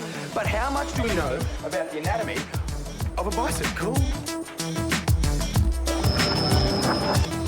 Let's backpedal a little bit. The bicycle we're familiar with today has been riding around our planet for hundreds of years. In Italy, way back in 1418, a man by the name of Giovanni della Fontana constructed the first known human-powered wheeled vehicle. But back then, the bike had 4 wheels, a frame, and a piece of rope to hold onto the wheels while they're in motion. But nowadays, there are so many different bikes for many different reasons. Well, today we are having a look at the anatomy of a bicycle. And the cyclist who will answer all of our questions is Sam. Now, okay, Sam, what are bikes nowadays made out of? You've got so many different materials that are using. Road bikes, you can go with aluminium and carbon. Commuter bikes and BMX mainly stick with steel. But then going into the mountain bikes and stuff, it's just endless with the shocks and, you know, some have even timber, bamboo and plastics as well. Wow! Well, Matt, you are basically like a bicycle surgeon. You make bikes, you create them, you fix them. What would be the most important part of a bike? For me, safety. If you've got good brakes that are working, you're not going to, you know, hurt yourself. But then also, you can't go anywhere if you've got flat tyres. If you've got good tyres on your bike, you can always ride. There'll be air underneath you. Well, mate, I have a bike. It's not the best in the world, but hey, she's a classic, you know. Now, you are the bicycle surgeon, so do you think you'll be able to polish this guy up for me? Leave it with me. All right.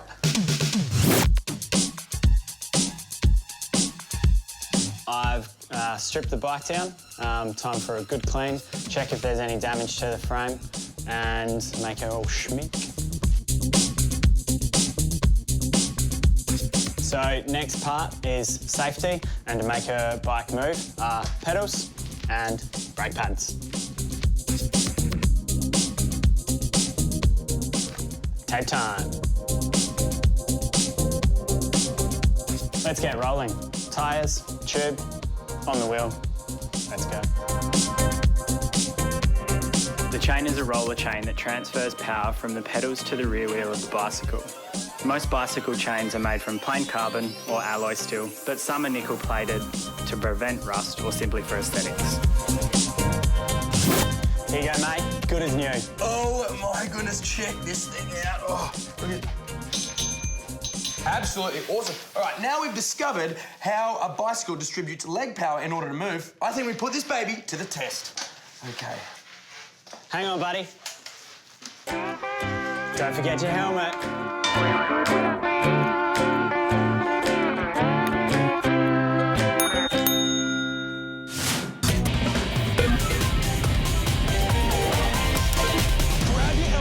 Grab your bike and pump up your excitement, because this story is all for you adrenaline junkies out there who like to live life to the extreme, just like these two crazy teenagers right here. Jackson lives and breathes BMX. I mean, by the age of 10, this guy had already been to 3 world championships. Now at 16, he's ranked 3rd in the under-19 men's downhill championships. And Tegan, well, she is the women's downhill mountain bike world champ. And she's only 19. You guys are absolutely dominating in the world of downhill mountain biking. High fives!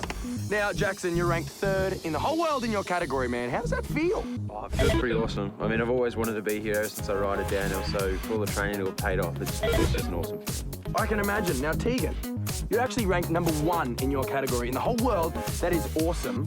How does that make you feel? It's amazing to finally achieve my dream and be the best. It's awesome. I definitely could imagine. Now, these bikes, very impressive, right? They look like serious piece of machinery. Is it the bike that makes you a good rider, or is it the rider itself? A great bike will make a great rider even greater, but at the end of the day, it's the willingness of the rider to just lay it on the line and go as fast as they can. Now, they look pretty sturdy, mate, pretty tough. How often will you guys go through a bike? You can go through one a year, one every 5 years, or one a race. Oh, wow. You must ride them to the bone, eh? Ride them hard.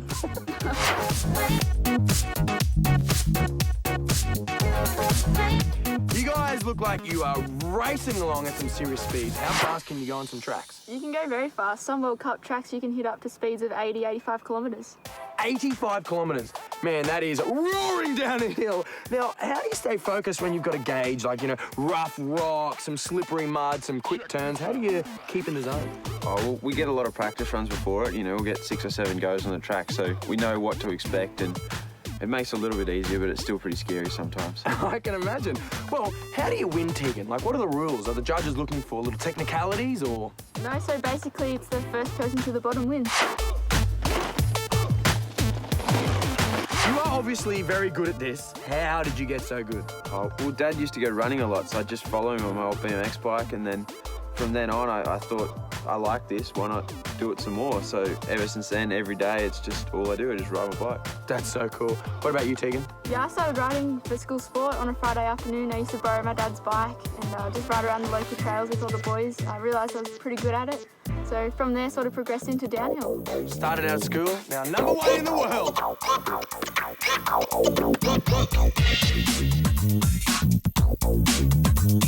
It's obvious that this sport requires dedication, concentration, the love for adrenaline, and a whole lot of guts. All of which I definitely do not have. Well, I think it's safe to say that I won't be competing in the next downhill racing championships. Instead, I'll be watching from the sidelines or in between 2 jumps. Whew. Wow. I made a deal with Jackson that I wouldn't flinch just then. He owes me a sandwich.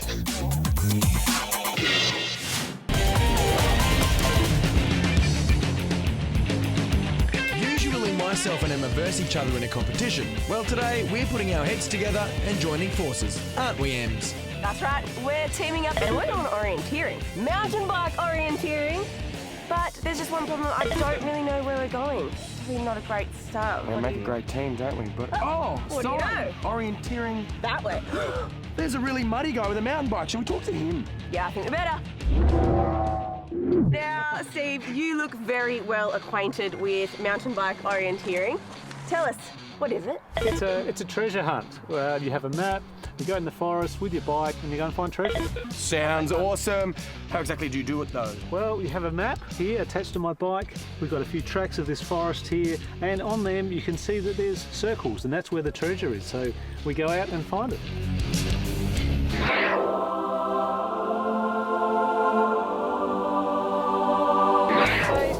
Basically, it looks like we need to go that way. Yeah? Great. Helmets on, let's go.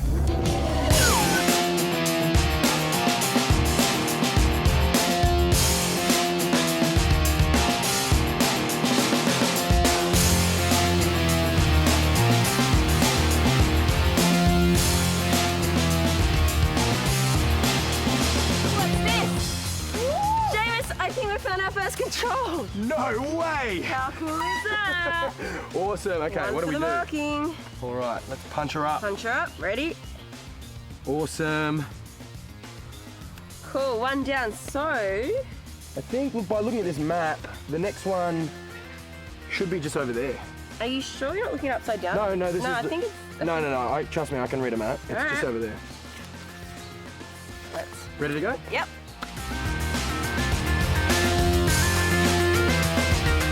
I hope he knows what he's doing here. Oh, she thinks she knows everything.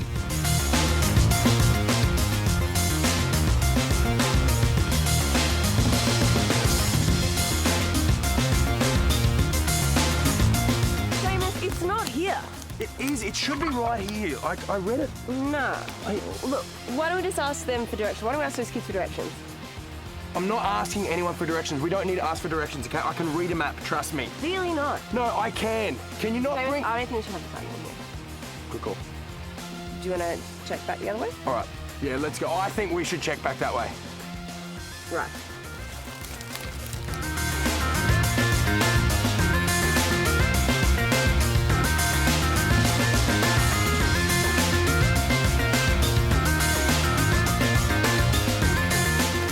There it is, there, Emma! There it is! What do you know? Here you go. Punch her up, Buttercup.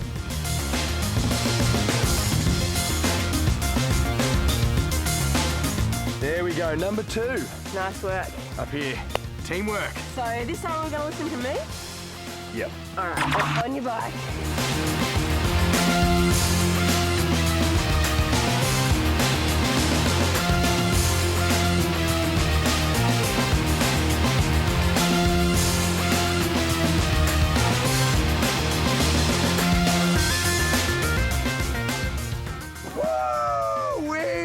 To the finish line, only just. Well done. And we found 2 controls, Steve. How good is that? 2 controls is great, but did you realise you were supposed to find 9?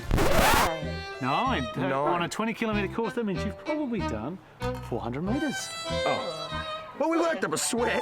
And it was fun. It was fun. Well, look, Emma, at the end of the day, we worked together. And hey, the real winner is teamwork. Guys, that's really corny.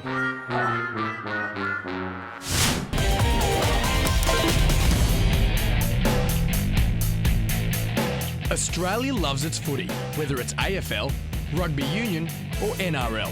Each Australian town barracks for its local team as they clash against the tough, fierce opposition. Well, there's another code of football that has been sitting on the sidelines of Aussie sports field for far too long. Gridiron, wearing shoulder pads and helmets since it kicked off in the United States of America back in 1869. Originally evolved from rugby, gridiron caught its name by the field having a grid-like pattern.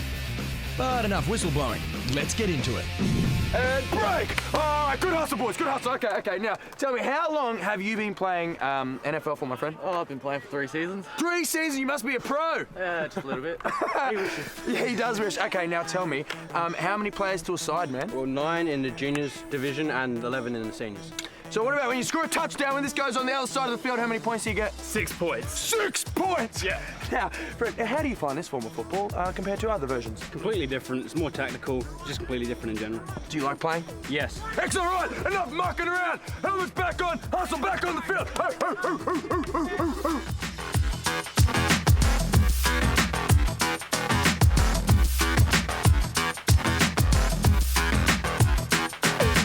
Gavin, mate, you are a large gentleman, mate. Do you need to be so big to play gridiron? No, we've got positions for every size, so you can be small, quick, fast, play running back. It does help to be a bit larger to play my position, but we've got positions for everyone, any shape and size. So, give me a rundown. How do you play gridiron? What's the aim? So the objective for the offense is obviously to score, get the ball into the end zone, score touchdowns. You've got 4 plays to make 10 yards. If you don't make the 10 yards, the defense will take the field and obviously try and stop the other team from scoring. Now, obviously, it seems quite tactical, but you have a lot of pads. Do you need this kind of padding, Matt? You guys are the only football that really has these pads. So it's a very high-impact sport, so we do like to protect ourselves. If we didn't have the pads, it'd be a different story, but obviously we like to avoid injury. Now, mate, you represent Australia in gridiron. That's pretty impressive. It's very awesome. How's it feel representing Australia? Greatest sporting honour I've ever achieved in my life. The American sport kicked its way over to South Australia all the way back in the 1980s. Since then, Adelaideans have been donning the shoulder pads and helmets, clashing heads against fierce competitors to score a touchdown. Well, it's only fair I follow the trend and join in. Down, sit.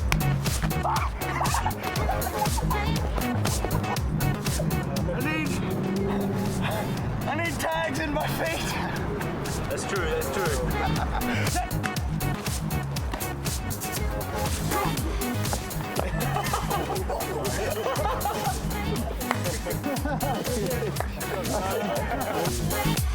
You alright? The pads don't do anything!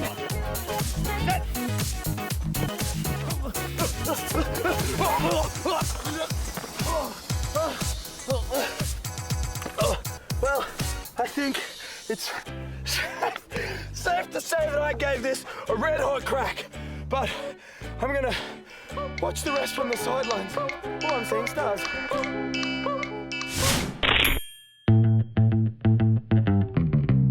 These fuzzy nuts have a lot in common. They're furry, they have claws, and they love to eat. However, if all 3 of them were to go to a cafe, each animal would order something very different. I think I might go the sandwich.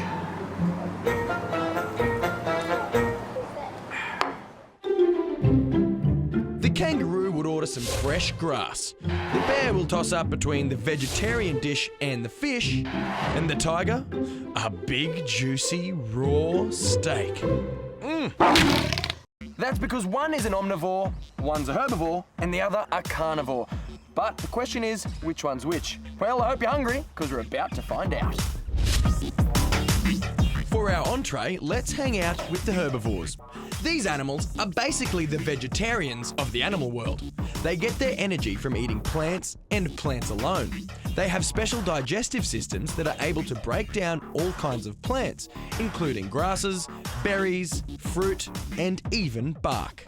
Unfortunately, while these animals are perusing through nature's green menu, they themselves are on another menu for the carnivores.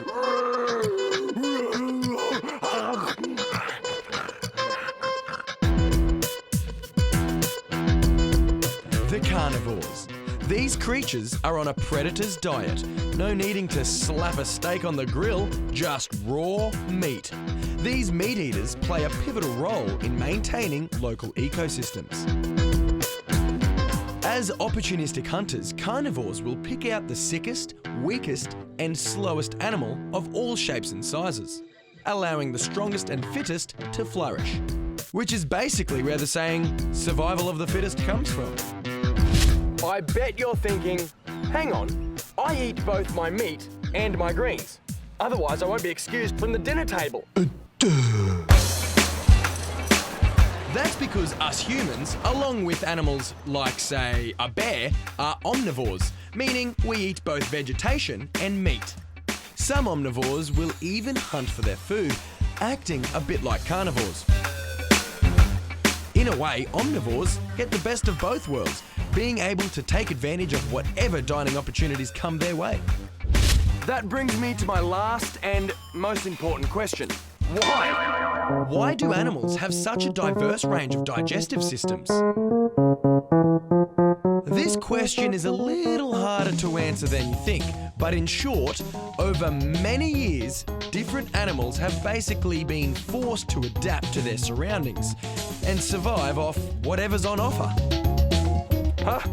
Makes sense. Now I am hungry after all of that chat. Hey Seamus, you want an apple? If that's what's on offer.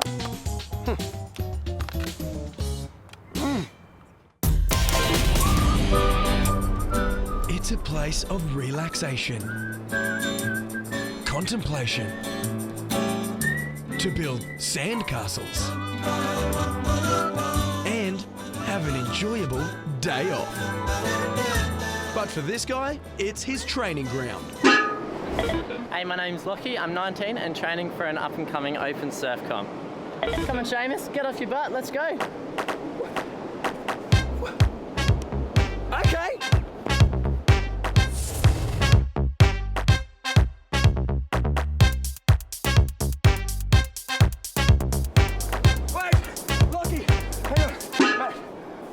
Before we go out there, I've only been surfing like once before, so can you tell me some basics? What do I need to remember before we hit the waves, bro? All right, paddling. So I'll run you through the basics of paddling on a surfboard. So grab this board on the ground. Yep. Okay, so when you jump on your board, have your toes nicely over the back, and your hands, they want to be cupped when they go through the water, so that they get maximum amount of water, so that you go nice and fast. Great. Now, I know that you gnarly surfer dudes can actually read the waves. How do you read the ocean if there are no words there? It's all dependent on which way the wind's going, the size of the swell, and also the tide movement plays a big part in where the banks are gonna form to make left-handers or right-handers. Great. Swell size, wind direction, and wave formation. Got it. But what happens if we're on a wave and we fall off? The safest way to come off the board is protect your face like this and curl up into a ball. Just like you're jumping into a pool and doing a bomb dive. Bomb dive! I love it. Now, what happens if we find ourselves in a rip out there? What do we do in that situation? You want to stay with your board and just let the rip take you out to sea and swim to the side, catch a wave in. Sweet, so don't freak out, go out the back and go straight in. That's it. Awesome, so what kind of surfing conditions should we be surfing in? Whatever you're capable of, so don't go out if it's too big. And always make sure you surf with a friend, just to make sure that if something happens, he's always going to be there for you, or you're always going to be there for them. Excellent, and I guess always surf in patrol beaches as well? Definitely. Excellent. All right, before we go out there, mate, what are some surfing words, some terms that I need to know? Gnarly dude. Gnarly dude? Great! Yeah. Gnarly dude! Let's do this! Come on! Woo!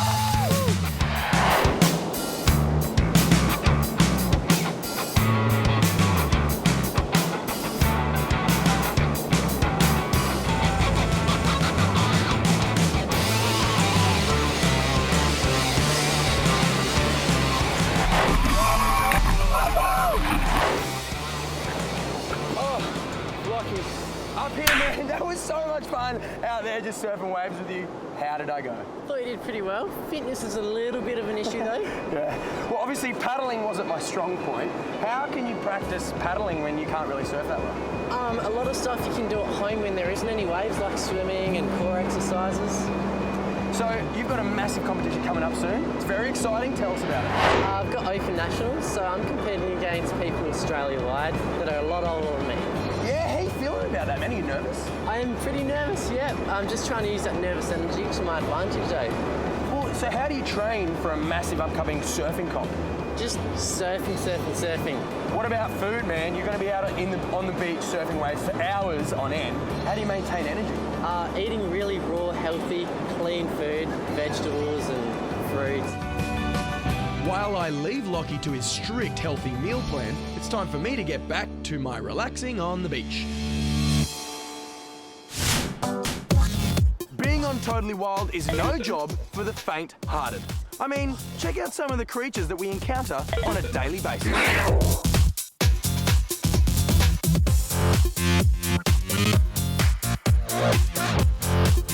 Some big, small, venomous, and cute. As reporters, our job is to put ourselves through the paces to bring you at home the right information. So, we've got to be brave. And you are about to do the same. So, put your brave faces on. Because we're about to meet a very scary animal with a segment that I like to call...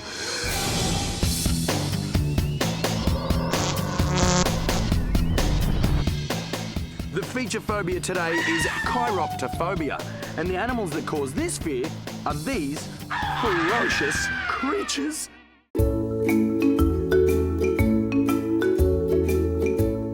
Wait, they're not scary. They're adorable. But believe it or not, this is actually a very common phobia to have. Maybe it's because they dwell in the darkness of caves. Or maybe it's the fact that they are very active at night, working hand in hand with the very common fear that a lot of people have, the fear of the dark. Oh, or maybe it's because... they suck your blood! Well, that's not all bats. There are between 900 and 1,200 different species of bat, and only one has that creepy reputation, the vampire bat. But don't let one species with a scary name and feeding habit taint the good name of these cute little creatures. The vampire bat can't hurt you, it just feeds on your blood. Just the same as a leech or a mosquito. Plus, humans aren't usually on the menu. Instead, they go for horses and pigs. Most bat species dine on fruit and insects. But I think it's the relationship between a mother bat and its baby that we should be focusing on. Some bat species only have one baby a year. Even though they live in colonies consisting of thousands, the mama bat can spot their offspring in the dark, camouflaged amongst the flapping and screaming family members thanks to their distinct scent and vocal cords. That's the same as my mum. She can tell whenever I enter into the house. But that's probably because I don't wear any deodorant. These animals are extremely fascinating. They use the same navigation system as whales, called echolocation, which basically means they scream a lot and listen to their voice bouncing back off nearby trees, cliffs and obstacles. So next time you think you're a chiroptophobic, just remember that most bats are cute, carry out the important job of seed dispersal, and are really good at snacking on pesky insects. Thanks for being brave with us, guys. Coming up, more creatures that'll make your skin crawl. Okay, stop. Okay. When you think of creepy creatures, you know, the animals that really give you the heebie-jeebies, which animals come to mind? Is it this one? Oh, or is it one of these? Not really. Well, maybe for some. Or is it these creepy crawlies? Meet Dean Tate.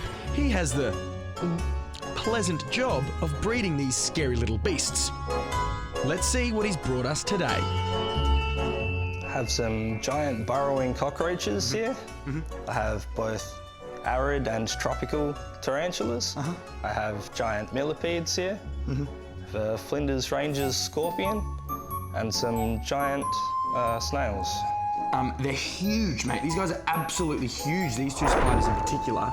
Because, you know, you're a breeder, so how often are you having to move them from one cage to another? Every week. Roughly, Mate, yeah. that must be pretty scary. What are they like? Do they just sit there or what? They're generally either biters or runners. Okay, that's good to know. Which we find out firsthand how leggy these spiders really are when Dean picks this girl up. Dude, she's massive. Dean, oh my gosh. I'm not going to be able to get her off me now, am I? Okay, stop. Okay, turn around. Dude, that looks so incredible. Okay, all right, I'll help you. Seamus to the rescue. Okay, wait. Stay. Come on.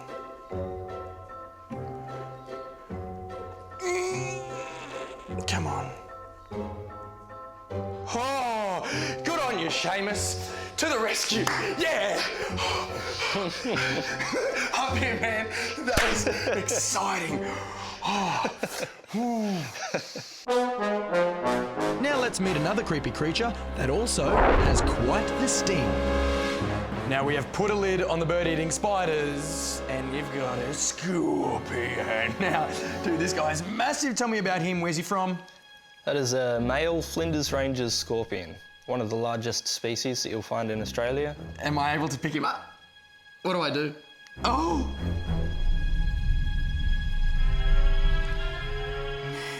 So how often do you breed the scorpions? Every year. And how many babies do they get? 30 to 40 from this species. Can I pick him up by the tail? Yeah.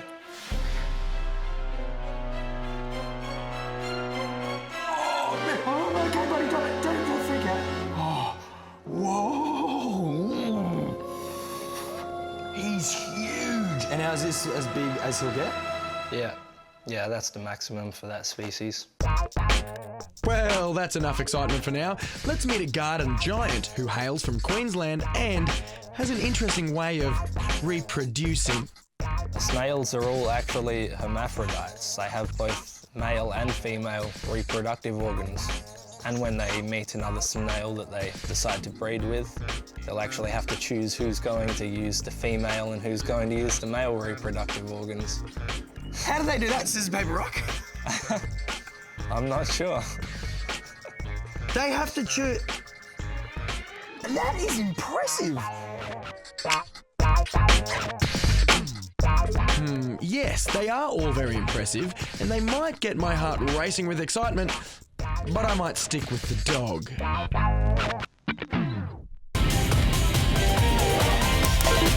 Animals that are 3 meters long, a polar bear standing up, crocodiles, an albatross.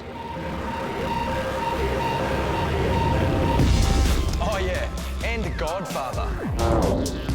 This Don is a 3 meter long lace monitor, weighs 25 kilograms, is 6 years old, and definitely the boss of this family. Now, Steve, man, you live with a 3 meter long lace monitor. Dude, tell us how life is. It's great. Like, he acts like a dog. He has his own quirks. He's naughty when I don't want him to be. He climbs up all my washing all the time. But he's just like living with a dog. You respect them and they respect you back. Now, he does have a bit of a backstory because you actually rescued him, didn't you? Yes, we did. His location that he lived in previously wasn't what he needed. And when we got him, he was not very happy with us. He'd always just tell us to go away or just try to be destructive as possible. It took us a long time just to get to where we are now, just looking after him. Yeah, it takes a lot of hours. I've got to constantly show them affection, interact with them, and make sure they're well fed, because a well-fed monitor is a happy monitor. All that TLC has definitely paid off. The community has fallen in love with this gentle giant, making him the mascot of the local shopping centre where all of his fans get to say hello. Now, he does does have a friend behind us. Now, are they good friends at the moment? Who is this? This is Mercedes here. She's not. We've only slowly been introducing them, like with smells, sights. But if they show signs of not wanting to be with each other, we separate them so they don't get harm. And then we try again at a later point, just so that way that slowly introduces them and they can eventually be friendly. So one day, Godfather and Mercedes will be husband and wife. Yes. Yeah, and then we'll hopefully be able to have them both laying around or just if people interact with them. With 20 different species, monitors are quite a common sight in Australia, found mostly around terrestrial terrain. They are a solitary animal, only coming into contact with one another to breed. Otherwise, it's a fight. But they use their strong claws for more than protecting themselves. They scurry up tall trees to find food and claw their way down deep burrows to lay eggs and keep safe. It seems as though this lace monitor has clawed its way out of a burrow and into many people's hearts. So, after being made an offer I couldn't refuse, it's time for me to hold Godfather. Okay, Steve, talk me through it, mate. How do I hold him? Well, pretty much just stay the way you are, Okay. right, and you use your hands just to support him when he's on you. All right. And I'll just work him way over to you. Okay. Good. If he wants to come over. I hope so. Come on, you. And the problem is, his claws will I'm super constantly... strong. Okay, hello, mate. He wants to go moo, not you. There we go. Oh my goodness, he is absolutely heavy. I can feel his tongue on my ear. Wow. Hello, Godfather, mate.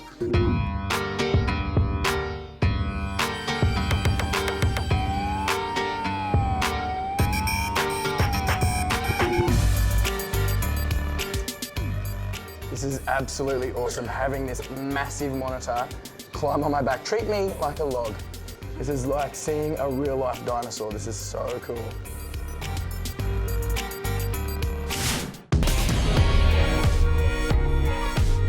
Horses are majestic, beautiful, powerful, and have luscious, flowing long locks of hair. That looks nothing like what we just saw on the... That is an odd-looking horse. Mate, are you sure we have the right story? Oh, that's a... Donkey. Their excessive strength mixed with their capability to endure physical labour have been put to work for the last 5,000 years, making donkeys the helping hooves for us humans. Now, Catherine, you have two very beautiful donkeys here. Who have you got? This is Jack, and the one over there is Jenny. Jack's about 10 years old now, Yeah. and Jenny's about 12. Now, so- what's the relationship between the brothers, sisters? No, they are boyfriend and girlfriend. Oh, they hello. are. In fact, Jenny is expecting a baby. Wow, well, congratulations, Jack and Jenny. Now, they are two different colours. They are. Why is Donkeys come in lots of different colours. So, yeah, Jack is white, and Jenny is grey. Now, donkeys are actually really strong and hard workers, aren't they? They are, yes. They can lift very heavy loads. They have great pulling power, much stronger than a horse their size. Now, Catherine, there's a saying that donkeys are quite stubborn. Is this true, or does someone not like donkeys and they just made it up? It's not entirely true. Donkeys are big thinkers, so they'll think any process through before they move forward with it. They can be considered stubborn because they're not big risk takers. If you ask them to do something that they're not comfortable with, they're not going to do it. They're not going to. No. Ready? Sit. See? Doesn't want to do it. I've got a good one. Jack, stay. Good boy, Jack. Good boy, Jack. And now, not only are they really good muscle power used for pulling, but apparently these guys are really good protectors, is that right? They are, yes. They're used for lots of different reasons in agriculture practices all over the world. So you can bond these with a flock of sheep in places like Africa. They'll chase away predators and keep the sheep safe. Anything except for cheetahs, because cheetahs are a threat. The donkey will think that through and become stubborn again. Wow. Well, you don't want a cheetah in a school test either. No, exactly. Not only can those big ears allow them to hear the call of another donkey from almost 100 kilometres away, but their ears help them keep cool.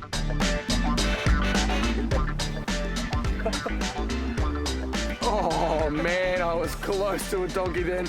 Now, we've been feeding these guys some hay and carrots, but what else is on the menu? Carrots are their favourite treat, but every day we have to make sure that they have a good meadow hay as well. We also give them lucerne chaff, oaten chaff and pasta pellets to keep them happy. Pasta pellets, a bit of spaghetti bolognese for these guys. That's right. Now, how long do donkeys live for? Generally 25 to 35 years, the same as a horse. But if we look after Jack and Jenny properly when they get to their old age, we're hoping they'll make it to about 40. Being such a strong, powerful animal, food is very important. So let's feed these beautiful beasts. Just on the ground. There you go, guys. We've got some freshly laid hay for you. Bon appetit. Sorry, no spaghetti bolognese for you. Geez, you get dirty as a farmer, don't you? You do.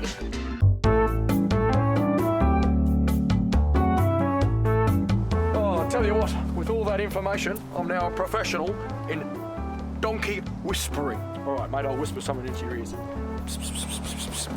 I told him to back off. Oh, D. Never gets old. Hey? Horses.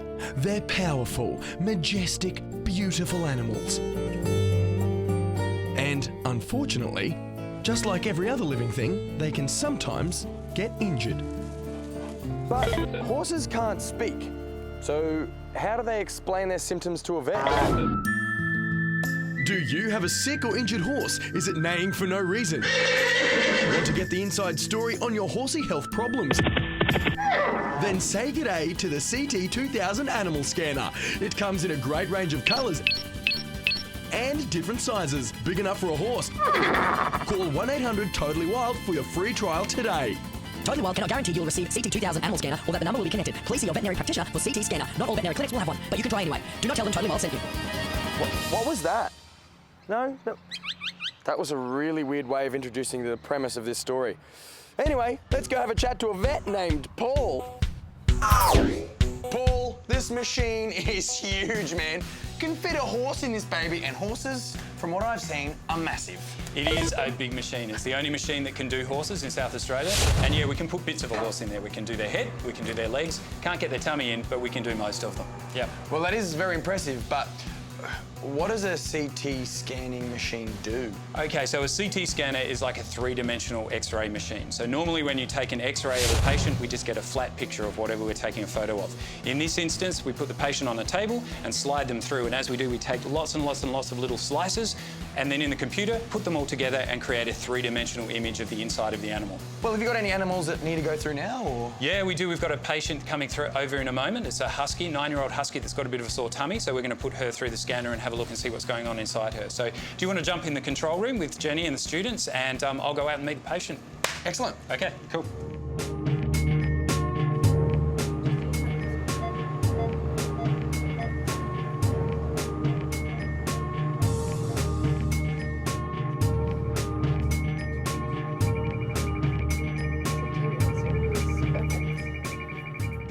Now, Paul, the husky has gone back to the hospital and is waking up from its anaesthetic, but what are we looking at here? Okay, so we've used our computer to make a 3D image of the inside of our patient. So right here we can see there's our kidneys, there's lots of bones, some intestines and things. So we're going to make a lot of these pictures and have a look and see exactly what's going on inside her. We can also scroll through the images that we've taken, and I can see here already we've got a small patch here of inflammation that we're concerned about. So we'll use all of this imaging to really make a diagnosis for her and fix her right up. This scanning machine isn't prejudiced when scanning animals.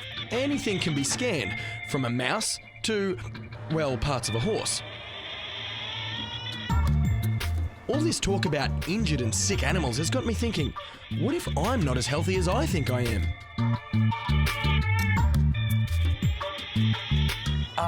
Paul, mate, yeah. I'm a little bit like a cat in the sense of I let curiosity get the better of me. I was wondering, can I look inside of me using these amazing machinery? Well, we can't put you through this machine, but we could get Jenny, our radiographer, to do an ultrasound of your insides and have a look if you want. Cool! Awesome, let's do it. How are you doing? Hello. Are you nervous to me? Well, I don't know what I'm going to do. What do I have to do? Slide out, flat up on your back. You'll be just fine.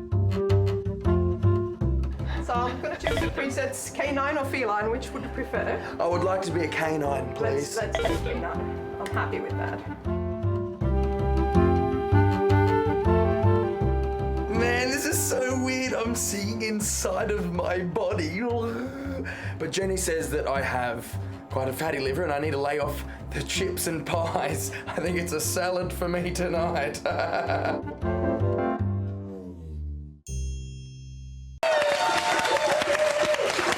Seamus, where are you and what is happening? Oh, look, Tash, I'm down here at Glenelg Jetty. Now, Adelaideans, this is your chance to get your glow on this New Year's Eve. We're expecting from 6 o'clock this Arvo, 35,000 people all wearing glow sticks and UV-receptive clothing. This place is going to shine bright like a diamond. Now, we've got the guys here from Holdfast Base Little Council. We've got the trending hashtags here.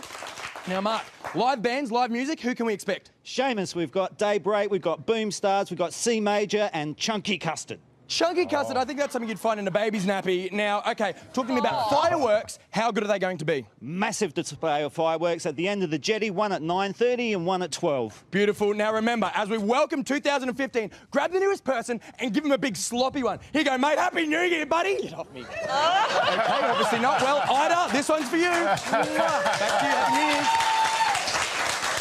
OK. Wow. And Tim Gossage in Perth, good luck topping that cross. Who are you going to snog?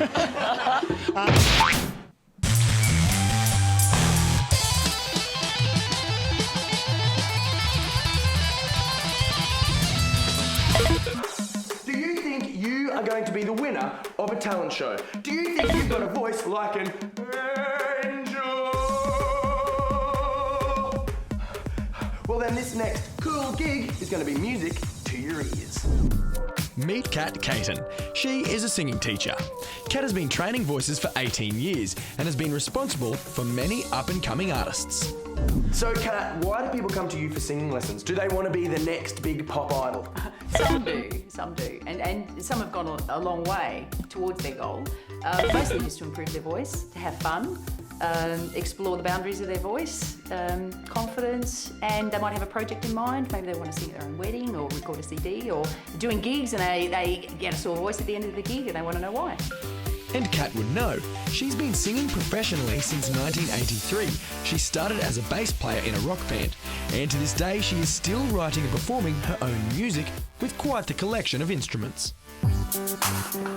Kat, this room is very impressive. How many instruments do you have? I've got about 12 guitars, I think, and piano, some ukuleles, the guitar lele, which is a cross between a guitar and ukulele, harmonicas, drum kit, and tambourines. Awesome. You can fit a whole band in here. You can, and I have. Awesome. Well, you've actually got a lot of things with buttons. I have. What do they do? Well, controlling the sound, basically. That's predominantly, that's what we have in here is sound equipment. So for recording voices, and I've got a little stage over there set up so the students jump up there and I can control the volume of their voice and if I'm playing guitar for them. And we do recordings here and yeah.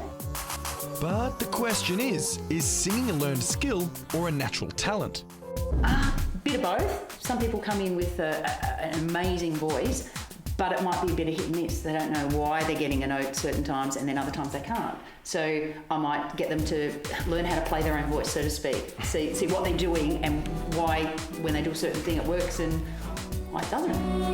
Your love is so dangerous and One of Kat's regulars is Morgan, a young, talented singer who has been successful in talent shows and been gigging around the country for years. But let's see how Kat goes when she's dealt her most difficult student yet. Okay, Kat, do you think you could train me to be a great singer?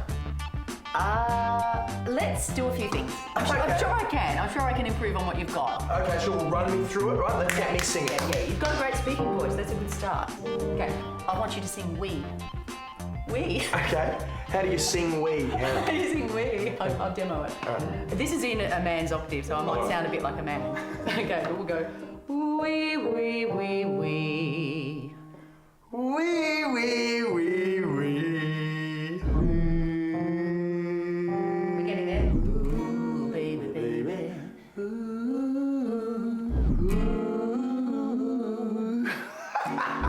So, Kat, give it to me straight. How'd I go? Where do you think I need improvement? You were great. You really were. Maybe a few notes in the middle we need to find. Okay. But yeah, upper voice is great, lower voice is great. Just we can improve on what you've got. Excellent. Well, look, it's very rare that Totally Wild is in a music studio. So, what do you say to finish this story? We do a bit of a sing out with you, me, and Morgan, hey? Awesome. Excellent. Morgan, come on over. All right.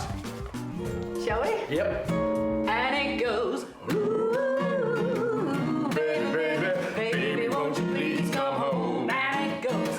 Ooh, baby, baby, baby, don't you leave me alone. Yeah! High fives!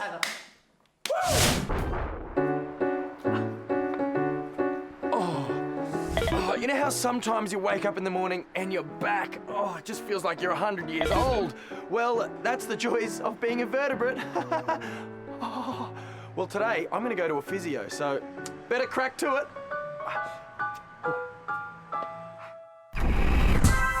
The human vertebral column, or backbone, plays a very important role inside the human body. Using a total of 26 bones interspaced with cartilage, the spine supports the upper body and helps protect the vital spinal cords. Now, we only have one of them, so I assume it's very important to look after it. Now, Kunal, you are a physiotherapist. You have been for 7 years. I'm assuming you've seen some pretty bad backs in your day. Yep. How important is it to look after your spine? Well, spine is the reason that we are standing upright. Spine connects to the other joints of the body because it provides the nerves that help us move. And if we didn't have the spine, then we would be a ball of mash. Yeah. Well, as a physiotherapist, what do you do? Like, how exactly do you fix backs? If someone came to me with a back problem, we ask what the problem is, assess it, what difficulties are, we check their flexibility, and then we try and palpate these spine, depending on where the problem is, find the problem, try using different physio techniques to fix it up. Now's the chance to talk about my back pains. Now, Kunal, mate, I woke up this morning and my back, I could barely move, it's so sore. Please, can you fix me? We can. Let's give it a go, right? Let's see where the problem is. Tell me where it's... my lower back right here. Right over there? Okay, and it's just there? You felt it this morning? Can you quickly show me how far are you able to bend forward? It starts hurting there. Okay. That's where it's painful. So let's get you up.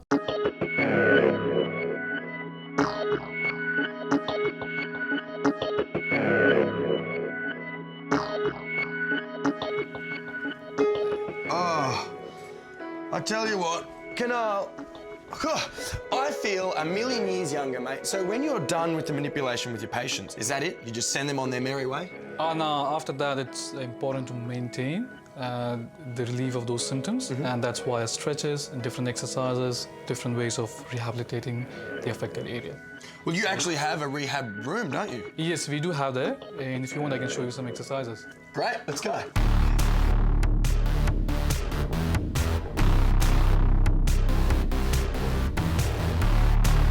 Rehab exercises? Check. Now it's time to learn how to stand properly. Correct posture relieves a lot of symptoms. So what we can try is, let's see how you are standing. Okay, we can try and correct that, see how you feel. Okay. So what I want you to do is get that leg behind there, and then you want to stand upright. Okay, your shoulders are sagging. We want to get shoulder blades together. They're starting to feel a bit odd. Your knees are really getting behind. That can put pressure on the ankles and your lower back in the longer run. So we want to bend them out just a little, just a little. Okay, and then that chin goes in just a little. Okay, and this is the correct way of maintaining a good posture. Thank you very much, Kunal. You've fixed me right up. I tell you what, I finally feel my age again. I don't need this anymore.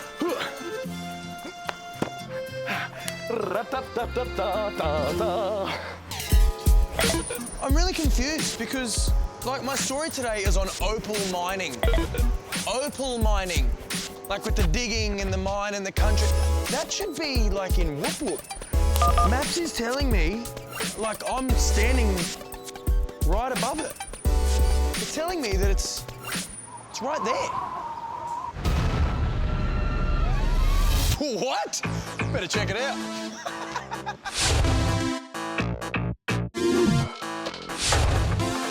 Stephen, this is impressive, man. You have an actual opal mine right in the city. We do. Well, it's not exactly a working opal mine, but it's made to replicate one of their mines in Cooper Pedy. So it's been really well done. We've got opal in the walls everywhere, and it looks very realistic. Well, you do have a lot of opals, a lot of shimmering. How many opals do you think you have just here? Oh, thousands. We've got thousands of opals. We've got everything. We've got them from the small little stones up to big, expensive opals. The really cool things are the fossils, I think. We've got opalised cockle shells, because Australia used to be underwater where the opals are. We've got cockle shells and mussel shells, bits of squid tail bones. We've got some dinosaur bones upstairs, which are opalised.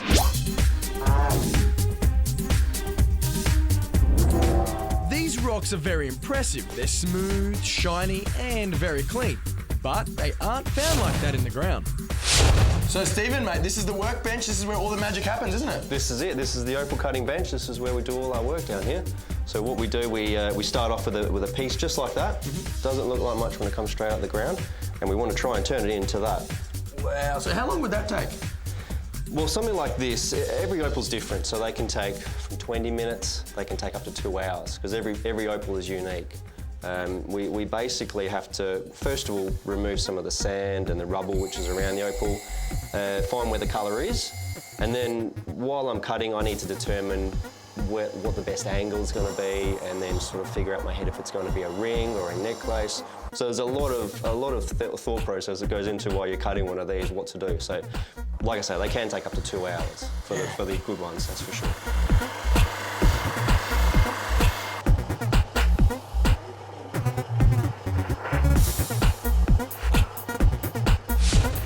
Wow, Stephen, there you have it. The finished product of an opal right there. How many carats do you think that is?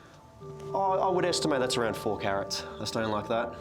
So I know carrots are a vegetable, but obviously we're talking about a different type of carrot, yeah? Yeah, absolutely. We weigh them in carats, like all gemstones. It's just a weight of measurement, basically. Gold and other metals you weigh in grams. 5 carats equals 1 gram, to give you an idea. Yeah, well, I have heard of diamonds being, measured in carats before. Yeah. But what are the differences between an opal and a diamond? Well, a diamond, apart from being used in jewellery, they're beautiful, sparkly bits of jewellery. You can use them, there's an industrial sort of side to diamonds because they're so strong. You can use them in like our diamond grinding wheels here. So opals are mainly for their jewellery. I mean, they're just so beautiful. They're made to look beautiful and stunning pieces of jewellery. But opals are actually 50 times more rare than diamonds, to give you a bit of a stat. Are you serious? Absolutely. They're very, very rare. And considering, 95% of them are in Australia, mate, that is impressive, isn't it? That's right. That's why they're our national gemstone. Well, there you have it. Amongst all of the suits and business deals happening in the CBD, there is a myriad of gorgeous stones. Instead of a diamond in the rough, it's an opal in the city.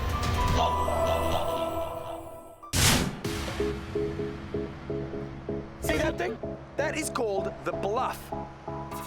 Kind of weird looking, isn't it? It looks like a massive pimple. Well, that is actually made from magma and was squeezed from down below in the continental crust in the mountain building episode, around about, let's say, 500 million years ago. Seriously, around that long ago. Come on, we'll take a closer look.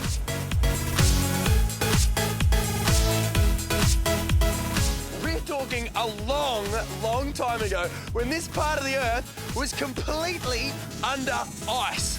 This molten granite was thrust up from the surface and created these granite deposits all along the coastline. And the bluff, well, that's just one of them. If you have a look out into the ocean, you can see all of these different islands. And that big one over there, that is Granite Island. Let's go check it out. This island is completely made up of granite. Now, it once upon a time was actually connected to the mainland over there. And no one actually lives on this island, but it's frequently visited by many people.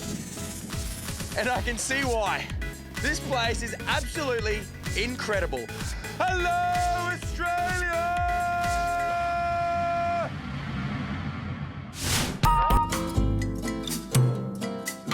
are capuchin monkeys. They call North and South America home, live in troops, are omnivores, which means they eat both plants and meat, and are super cute. And what's cuter than a capuchin monkey? A baby capuchin monkey. And we're about to meet one. This little capuchin is very special. It's been hand-raised, which is a rarity in Australia. And the lady who did the job is our friend, Kerry. Oh my goodness, Kerry. This little one is so adorable. Okay, age, gender and name. Okay, this is Bo. He's a male and he's 10 weeks old today. Happy birthday, mate. Now, I have noticed, we're not in an enclosure. We're back of house. It's very warm. Where are we and why are we here? This is actually our hand-raising room. So being so small and not constantly sitting with his mother, this room's set at 25 degrees, so he still can come out, play in a cage, sleep in his bed, do all those sort of things and move around and still have that warmth. So you have had to hand-raise him. Why? Because he's got a pretty interesting story, doesn't he? He certainly does. He was with his mother for the first day, and then we have a quite dominant alpha female in the cage who can't carry any young anymore, so she decided to take him. Had him for 2 days, couldn't feed him, so by the time we decided to interact, we normally try to leave them as much as we can. He was actually virtually on his deathbed. He was highly dehydrated. So I got him out of the cage and I've hand-raised him since he was 3 days old, every 2 hours feeding him. He's stretched it out now, he's a little bit older. He gets fed every 3 to 4 hours. Wow. Hello, mate. He's having a little nibble on you. He's trying to nibble. Oh, give me It is feed time. Hello. So what are you feeding him? He's still on bottles, so he'll have those 3 to 4 hours, but I have started to introduce a little bit of potato, like just mash it up, and he's slowly started taking that, and a little bit of banana. Oh, beautiful. Well, look, he's getting a little bit hungry. What do you say we rush up some grub, hey? For sure, let's do it. Hey, don't eat my finger.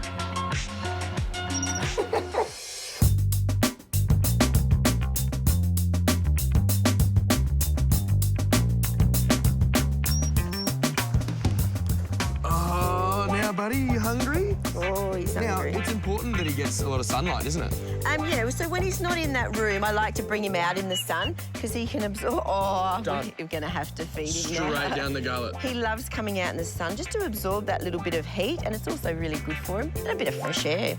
Yeah. Capuchins are very territorial and don't like having intruders. But instead of putting up a wooden picket fence around their home to keep them out, they wee everywhere. It sounds gross, and, well, it is. But it tells other monkeys that this place is taken. Really, who would want to enter a place with someone else's urine everywhere? Yikes. These cute little urine spreaders can live anywhere up to 25 years in the wild and up to 45 in captivity. Hang on, that's a big difference between wild and captivity. Yeah, Kerry, what's the deal? Why is there such a vast lifespan difference between wild and captivity capuchins? Well, out in the wild, the reason they don't live so long is, for one, because of obviously their habitat being destroyed. Also, if they do become sick or have the problem like we had, there's no one there to help them or to look after their health conditions, so they will die. Just like if he had been out in the wild, he would have been dead now. Being here at the park, we get to look after them health-wise, condition-wise, and obviously hand-raising. Yeah. Now that he's been fed, is it pretty much just sleep time for him? Definitely. He's going to be so tired. If he stayed in your arms for another 5 minutes, he would just pass out and be dead to the world. Oh, man, he is so adorable. This is definitely a once-in-a-lifetime opportunity to get so close to this little cutie right here. They're cute, furry, love climbing trees, and call Australia home. But when the Australian bush isn't so accommodating and our tree climbing friends find themselves, well, up a tree without a branch, so to speak, there are 3 women who come to the rescue. Introducing the Possum Patrol. Nana, Sarah, and Chelsea are 3 generations of possum carers, and their wildlife journey began 4 years ago with Nana. But why did Nana start in the first place?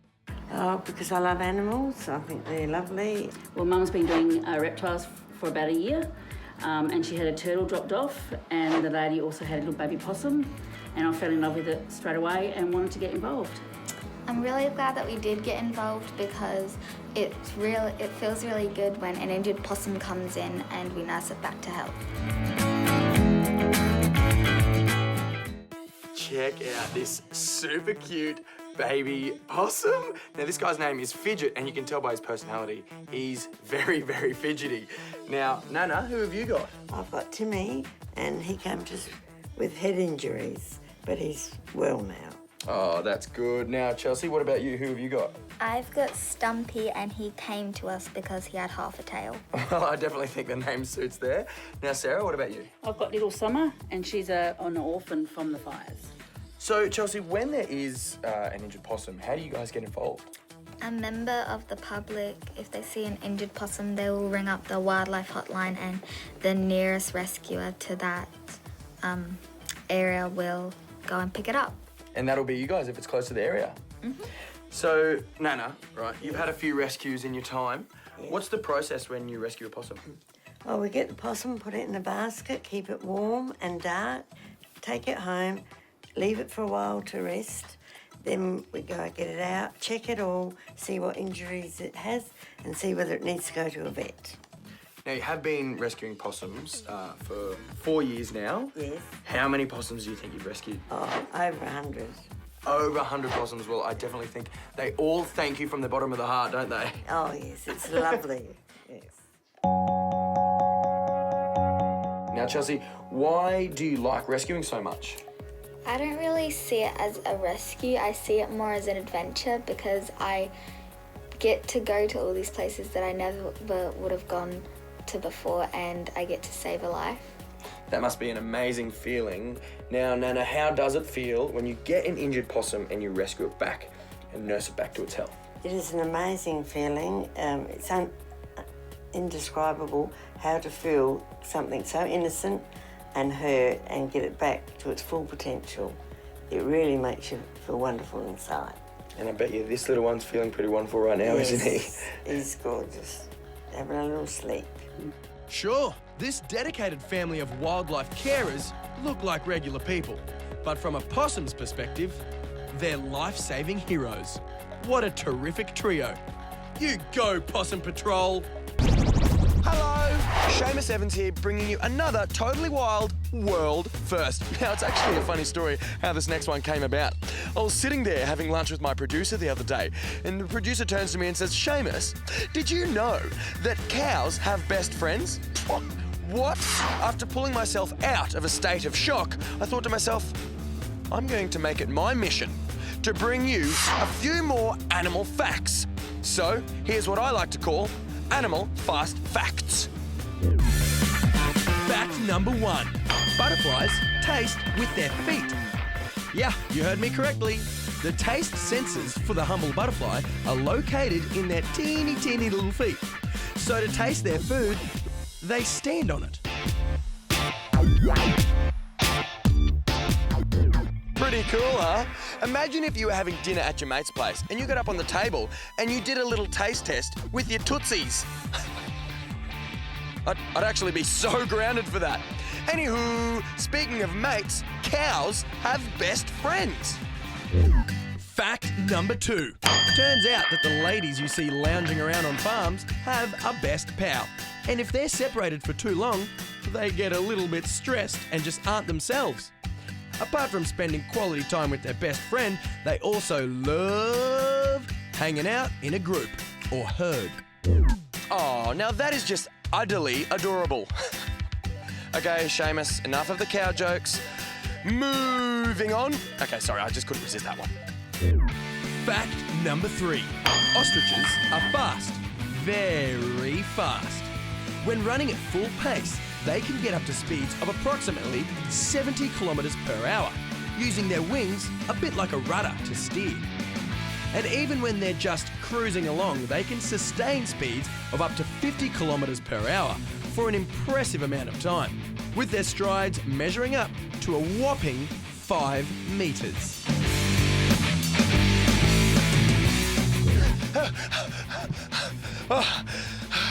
Sorry, Wilders. I was just working on my sprinting technique. Oh, and I tell you what, all that exercise has made me quite hungry. I don't know how the crocodiles do it. Mate, do you have like a sandwich or a muesli bar or... Fact number 4. Crocodiles can survive up to 3 years with no food. These impressive reptiles rely on the temperature in the environment to control their body temperatures. This means they don't have to waste their energy by warming up their bodies by being active, like us humans do. Therefore, their metabolism is super slow, and they're able to store their energy for later use. Moving on from snappingly cool crocodiles to ravenous beavers, who seem to be chewing their way to pearly white perfection. Fact number 5. Beavers' teeth never stop growing. Now, this would be a huge problem if they didn't chew on wood. I guess for beavers, wood kind of works a bit like a dental tool. When gnawing on tough wood, they naturally control the lengths of their teeth, keeping them at a comfortable length. Oh my golly gosh! Well, there you have it, Wilders. 5 of the most flamboyant facts you'll ever hear that you can store away for a rainy day. Now, I still can't believe it. The cows have BFFs. Totes cool. Except, how would they take selfies with those hooves? It don't weak.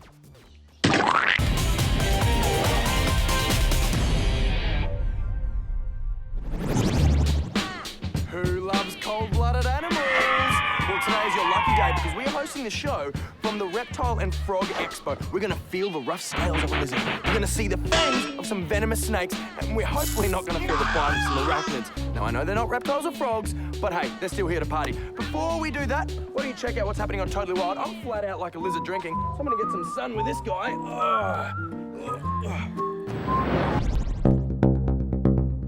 Scales. Claws, fangs, and cute little frogs. That's right, the expo we're chilling out at today is all about cold-blooded animals. Anything you can think of. But before we meet some scaly critters, let's meet a reptile expert. Rudy has been handling reptiles for a slithering long time now. So when it comes down to the crunch, or bite, he feels right at home. Rudy, this is Reptile Central down here, mate. Who have we got down here? Well, this one is a black-headed python, and that one's an SA carp python. Very, very beautiful. Mate, heaps of reptiles here. What kind of numbers? Oh, hundreds. What have we got? Well, there's a huge variety of carpet pythons, a huge variety of lizards, goannas, crocodiles. And to keep the reptiles company, there are also some amphibians and arachnids on display. So many cool creatures. How about we have a close encounter of the creepy kind? Now, Dean, behind us, you've got some containers with some creepy crawlies. What have you got? Scorpions, tarantulas, giant cockroaches, giant millipedes, giant snails. Good. Okay, speaking of tarantulas and scorpions, mate, you've got something in your hand. What have you got there? Open it up. Oh, dude, that is a massive scorpion. What is it? This is a female Flinders Ranges scorpion. It's the biggest species we get in Australia. Really? And is that one okay? Yeah. It won't attack me if I don't give it any reason to. Fair enough. Do you think I can have a hold of her? Yeah. Okay, chuck her on. Come on, girl. Ooh. Yep. Get in there, little cutie. Ooh.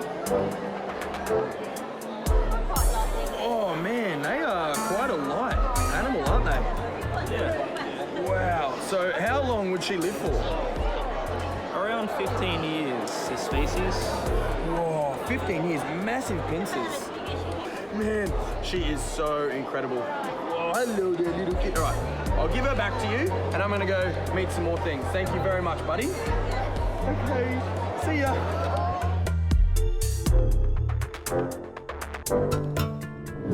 Byron, you've got a very cute lizard here. Now, what kind of lizard is it?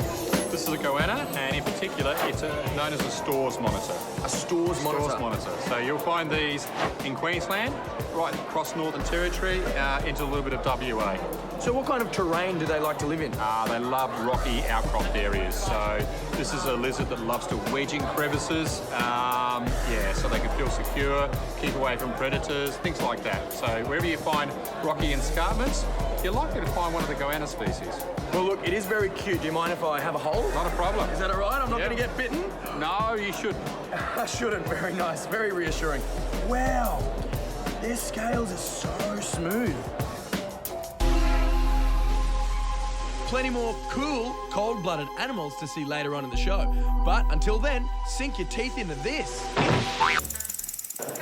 We have been exploring this reptile and frog expo all day, and I'll tell you what, I think I've found my favourite. This massive black-headed python. Ched, how big is she, man? She's about 9 foot long and weighs about 10 kilos. And will she stay, is this full grown? No, she can get maybe 2 feet longer and maybe up to 10 kilos heavier. So where do these guys live? This one here's from Queensland, but they're found throughout the top of Queensland and Western Australia. And so are we talking a tree-dwelling python? No, these ones are more of a ground-dwelling python, but they have been known to climb trees as well. Wow, very, very cool. Now, a lot of people think that snakes have 2 big fangs. Is that the case with all snakes? No, non-venomous snakes don't have 2 big fangs. They have rows of teeth that are curved backwards to eat their prey. So they can grab onto their food. Yeah. Well, razor-sharp teeth and hundreds of them. Luckily, this one's friendly, right? She is absolutely friendly. Very, very cool. Well, hey, I think we have bitten off more than we can chew. But for you guys, you can head to template.com.au. Follow the links to Totally Wild. There's so much fun you can have up there. And hey, while you're at it, why don't you say hello to us on our social media pages? Until next time, from me and this snakey, we say goodbye. See ya. Who's hungry for some hot dogs? Because today we are serving up a massive plate of wieners. Not the edible kind of wieners, the cute kind.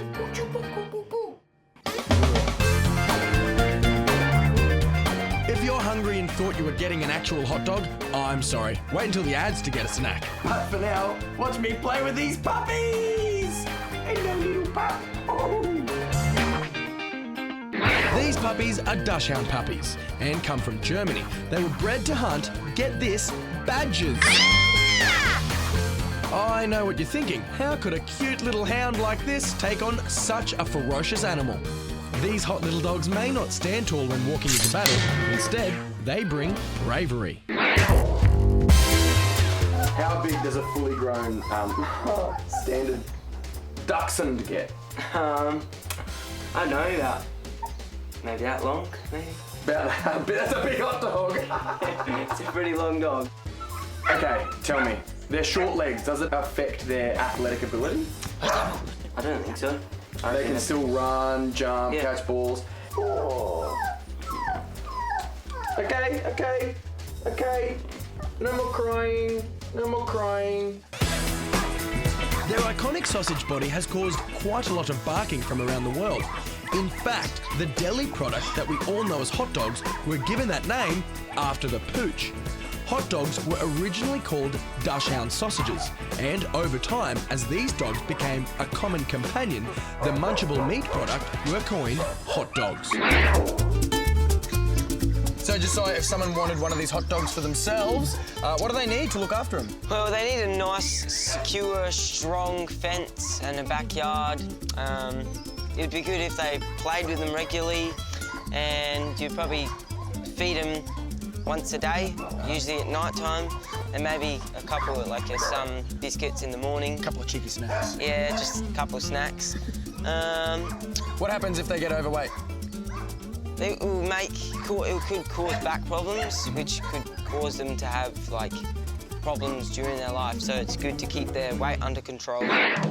Keeping a close eye on these dogs is definitely not a problem, with these pooches never leaving the owner's side, even when it comes to sleep time. Yeah, well, she was in my bed for a couple of weeks until an incident happened, so... And number 1 or number 2? It was disgusting. So it was a lot, it wasn't a little sausage. Now that the story's done, it's snack time. I'm just craving a hot dog. Appropriate. Pockets. They're so handy, very smart. Where else would you keep your daily items? You know, like your mobile phone or your toothpaste or your mandarin, a bit of snackage, or your tennis ball, you never know when you're going to play, a spoon or a peg, handy stuff, or your water, obviously, your peanut spread, huh? Your daily news, you constantly need to keep up to date. Or actually, some rice cakes, very, very good. And some lip balm.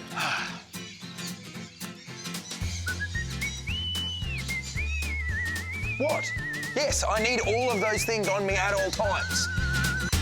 But we humans aren't the only mammals that have pockets. You guessed it. It's no, it's not the kangaroo. No, it's not a whale. No, enough with the guesses. I'm talking about marsupials, okay? So get a pad and pen and start taking down some pockety notes. The word marsupial was derived from the Latin word marsupium, which means pouch. And today we're meeting lucky animals with some built-in pockets. Now, Kerry, you've got a couple of animals here with different pouches here at Cool Wildlife. What kind of animals do you have? Well, here obviously we have a heap of kangaroos. We also have wallabies, koalas, wombats and lovely little crockets. So, wait, why do they have inbuilt pockets? They don't need mobile phones, or do they? No, they definitely don't. Reason being is when a joey's born, it's only the size of a jelly bean, and it'll climb up into that pouch, attach itself to the teat, where it will drink milk from its mother and keep warm because they can't keep themselves warm themselves. And it'll come out at around about 4 months old when the sun likes to shine, but it'll still stick its head in there for a sneaky drink. Well, I have seen an albino joey in the pouch of a grey kangaroo. Is this common? Well, it is here at the Gorge Wildlife Park, but not normally. It is just based on that melanin gene. So a white one, albino, can have the brown joey and vice versa. It's just all based on the gene.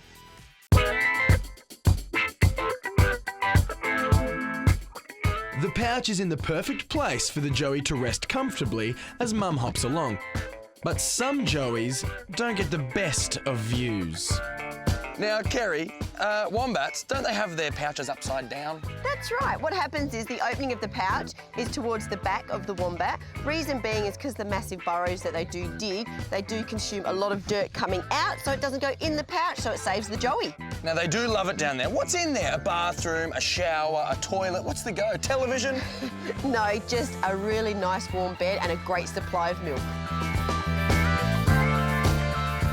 Well, these marsupials may not have as many things in the pouches as us humans, but what they do have is a mother's touch.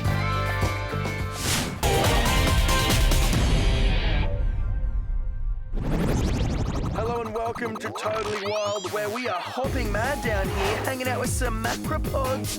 Now, the kangaroo is one of Australia's most popular animals. It's on our money, our coat of arms, and they're pretty much everywhere. Well, today we are making it our mission to meet some of the more interesting, more unusual cousins of the kangaroo. It's all about macropods this morning. But before we have a look at the different macropods, let's have a look at the rest of the crew to see what they're up to. As you can tell, it is a very big show coming your way, almost as big as a macropod's foot. See, that's funny because a macropod means big foot. Anyway, let's go meet Matt, who's in an enclosure with a much smaller macropod. See you, champ.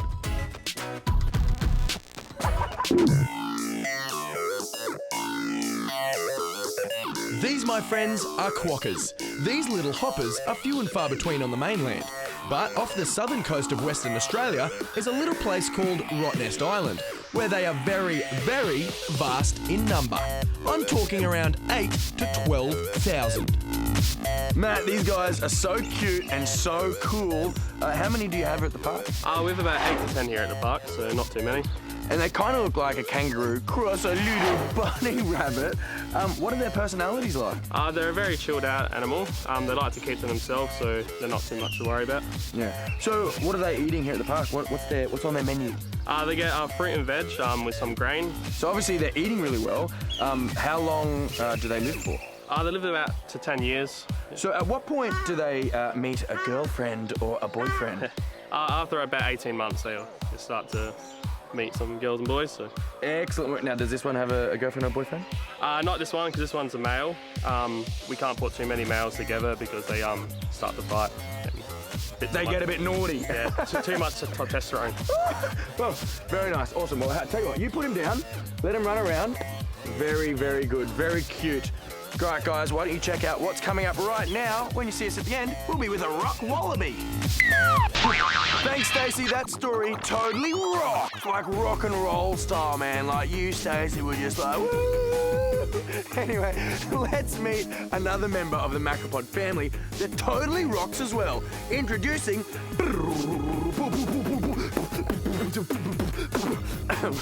the rock wallaby.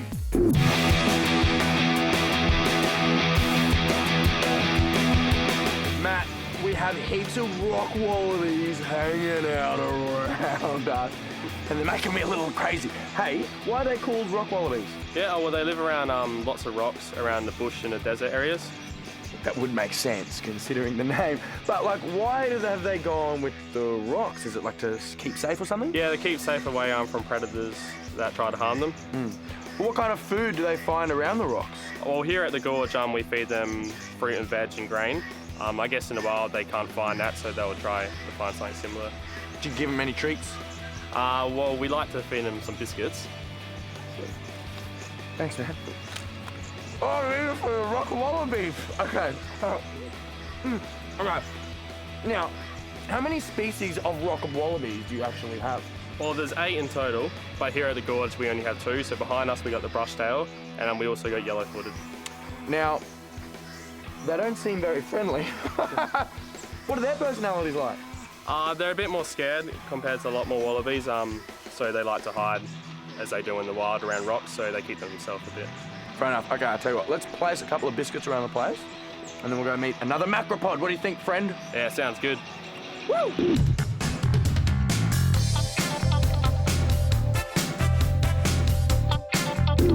These next hoppers have won the hearts of Australians to the point where the National Rugby Union team is named after them.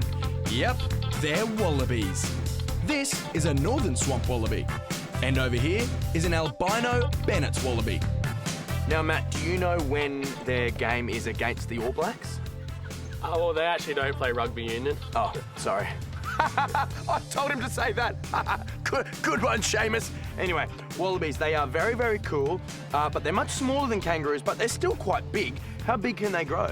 They grow to about 6 foot from the tip of their tail to the head. Well, they do have a very impressive tail, but they use it for more than just balancing, is that right? Yeah, they defend themselves on it so they can stand up and use their legs to attack.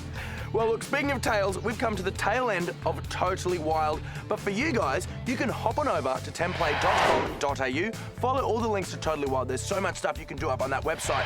You can also let us know what you thought of today's episode on our social media pages. Until next time, peace out, guys.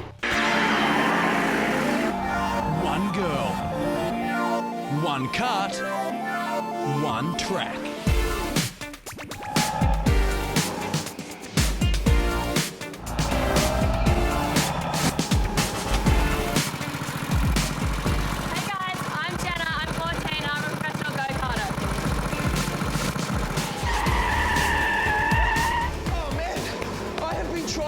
Her all day. She's so fast. I need to find out more about how to become a pro go-karter. Wait! Jenna! Jenna!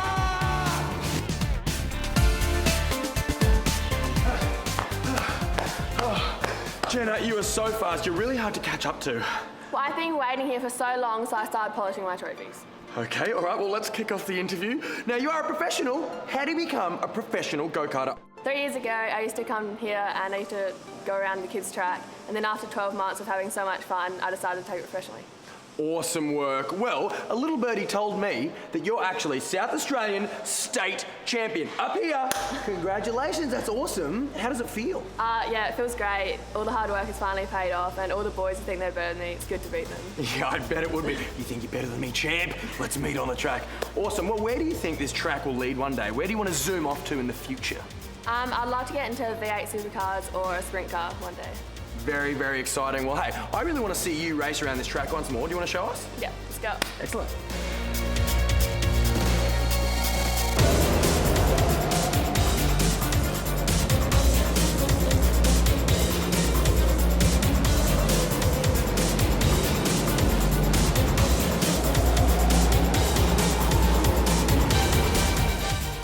Jenna, you were zip-zap zooming around there. You were so fast I could barely even see you. How fast can you go on one of these? A Vishman race car, you can get up to 90 to 100 kilometres. 90 to 100 kilometres. Is your heart just like the whole time? Yeah, a little bit. So for all the novices out there, what are some tips to take the perfect fast lap? Well, it's all about the corner, so you want to go slow in, fast out. So when you come into the corner, you put the brake on, turn the corner, and then accelerate out. Okay, I heard what you were saying. I don't exactly know what it looks like, so do you want to show us one? Yeah, sure.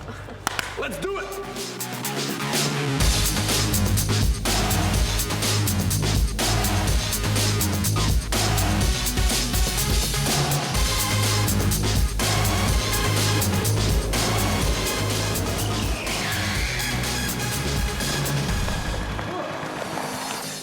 Nice work. They were some sweet corners. Now, I've seen you do your thing. All right, I'm a limber. Okay, I've had my licence for a couple of years.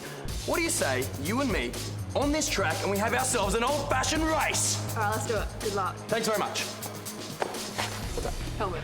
Oh, thank you. I better get one of those. Hey, I'll see you at the start line.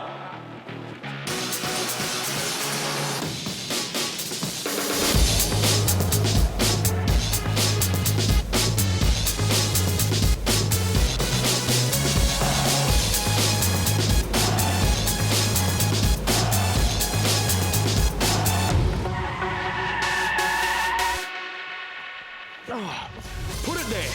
Look, surprise, surprise that you won. You are the state champion after all. Well, there you have it, guys. The official lowdown on professional go-karting with a pro. Speaking of which, I think you should be my own personal go-karting mentor.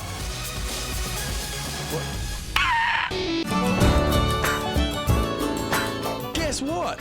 We're going dancing. Not just any type of dancing, we're going Irish dancing.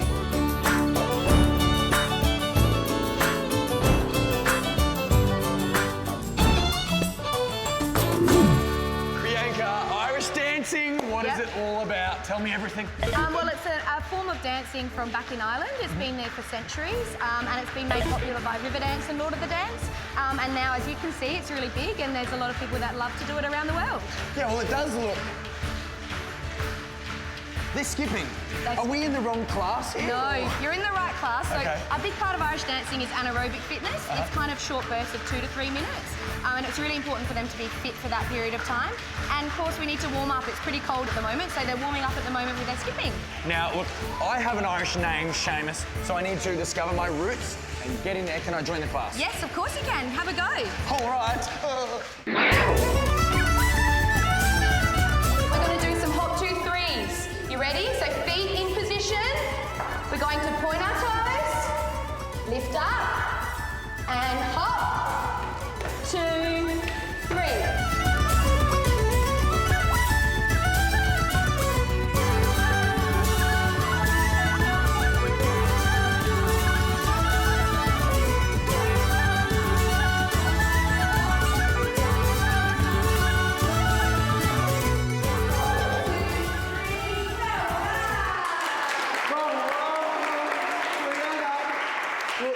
How do you think I'm doing? Not too well. Oh, okay. All right, well, you are very good. How did you get so good? How long have you been doing it for? I've been doing it for 6 or 7 years, so a long time. And why do you like doing it so much? I really like how it's different from all other dances. Like, you've got your shoulders back by your side, and it's more about the feet. Well, look, your dancing is very impressive. I want to get into a dance. I think I'm ready. How can I perform? Am I ready? No, not yet. You're not dressed for it. Oh. Well, I didn't bring anything, so will this be all right? No, that's all right. We've got something for you. Come on, guys. Let's get him ready.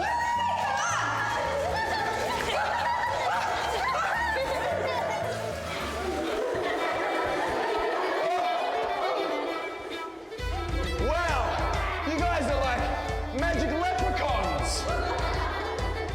How do I look?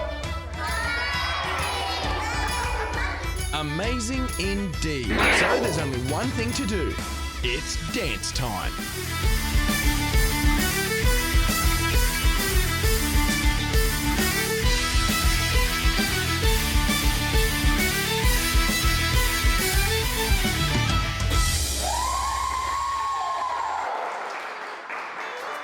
High fives, everybody! Nice work! Yes, up here. Oh, my goodness. My feet hurt so much. I couldn't even keep my shoes on. Oh, Irish dancing complete.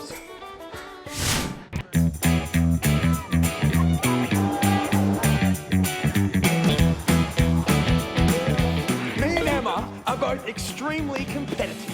Yep, every chance we get, we like to compete. And even though I won the last thing we competed in. No, you didn't. You did too. Did you? You did not. I totally did. You did not. Winner. Did not.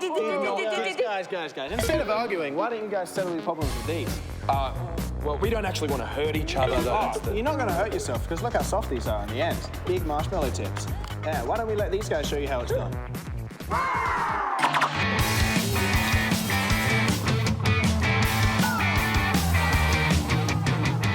All right, Chris, man, we got a bunch of kids behind me who look like ninjas. They're a little bit intimidating. What's happening, man? We're going to be playing archery tag today. We're going to have bows and arrows. These arrows have got big marshmallow heads on them, and we're going to be firing them at each other. Awesome. Look, I've never used a bow and arrow before. Will I be able to use one? Certainly. We've got bows and arrows for all ages. So we've got ones for the 6-year-olds, ones right up to any age. Awesome. What kind of games are we going to be playing, dude? Today, we're going to be playing 8-a-side dodgeball version of archery. Excellent. All right, well, I am going to get schooled up on how to use a bow and arrow, but Emma is actually learning right now. Stephanie, how do we use one of these things? So, it comes with a bow and an arrow. You have to clip the arrow onto the bow with the white thing at the end. The white tag has to always point outwards. Put your 3 fingers on the marks and pull it back. How do we aim? If you want to shoot far, you have to shoot higher. But if you want to shoot a short distance, you shoot straight ahead. And you always have to pull back. Now, Mia, talk tactics. Where are we aiming for on the opposition? I think we should aim at their bottoms. Watch out, Seamus. You ready? Yeah. Yeah, I reckon let's go do this. Now we have the lowdown on how to win. It's time to get the team together and get this match started.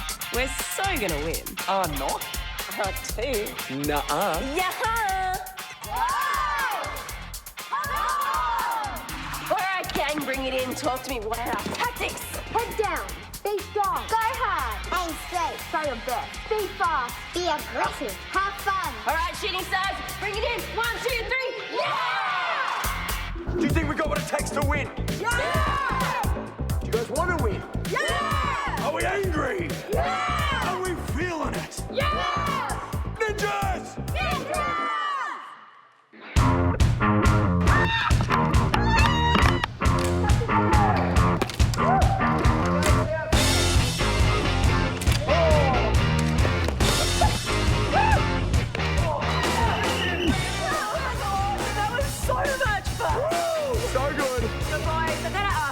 Who won? Well, you guys were amazing today. Jack, what do you reckon? I don't know. Blue team, you guys did so fantastically, but I think red team's arrows were the truest today. All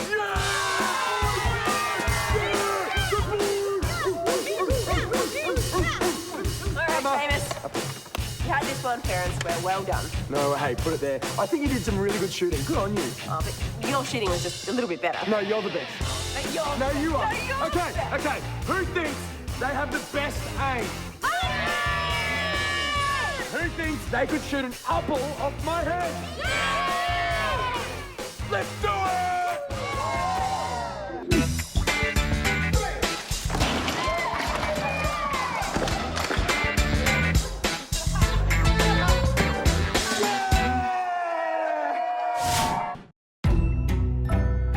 Spiders are definitely a creepy animal, and to go with it, their diet is pretty creepy too.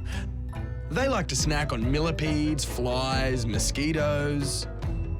Oh, and birds. You know, the things that flap? I'm not losing my mind here. This arachnid, well, not that, that's just a toy. But this spider that we're about to meet is a bird-eating spider, and occasionally likes to nibble on a feathery friend. Oh, and is the beloved pet of Liam. This is an Australian bird-eating spider that can be found mostly anywhere from the sandy deserts to the tropical forests. It is a species of spider that can grow up to as big as an adult's hand. Now, Liam, mate, what is on the menu for your bird-eating spider? Wedge-tailed eagles, magpies, crows, your brother's budgerigars, anything like this? No, Seamus, they don't eat wedge-tailed eagles or anything like that. They do eat small birds when they're maybe the size of my hand, but right now Terry's eating small crickets and later on might be eating cockroaches, pinky mice, lizards, amphibians, etc. Now, what drew you to getting a bird-eating spider as a pet and why not, I don't know, like a chihuahua or a kelpie? Why a bird-eating spider, man? Well, I've been fascinated with spiders and tarantulas my whole life, and they're just my favourite animal. And how long have you had Terry here for? I've had Terry for 3.5 years, roundabout. Now, what do you need to keep a spider? Like, what keeps them happy? What do they need to live in, man? Well, let's take a look inside. Liam is quite the arachnid architect. Terry's enclosure comes complete with an escape-proof lid, a plastic plant for a scenic view, a large rock to sleep under, coconut fibre which acts as insulation holding in the humidity and heat, and a watering dish for when he's thirsty or wants to throw a cool pool party. Woo! Are you scared of Terry? No. What is the, touch the coconut fibre? I'll test him. I'll test you, mate. I'll test you. Now, just like snakes, Terry here actually sheds his skin, is that right? Yeah, Terry and other tarantulas and spiders, they have an exoskeleton, which they shed more frequently when they're younger and smaller. But as they age and grow bigger, they shed less frequently. And I've actually kept a record of Terry sheds over the last 3.5 years.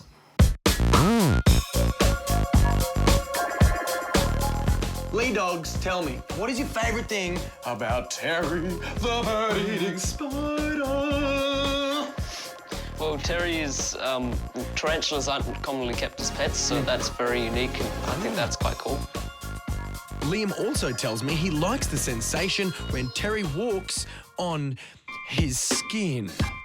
Ooh. You pick him up with your hands. Well, how is he feeling now? Let's get him out, mate. I want to see some action. I want to see some action. How do we do it? Sure. First... Let's get him out. Terry, come on out. Man, that is cool, isn't it? Now it's my turn. Oh, my God.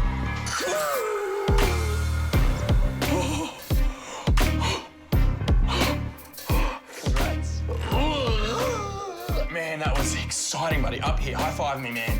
No. No, okay, no high fives. Not yet. Okay. Do you mind? I'm gonna lay down in your bed for a high five.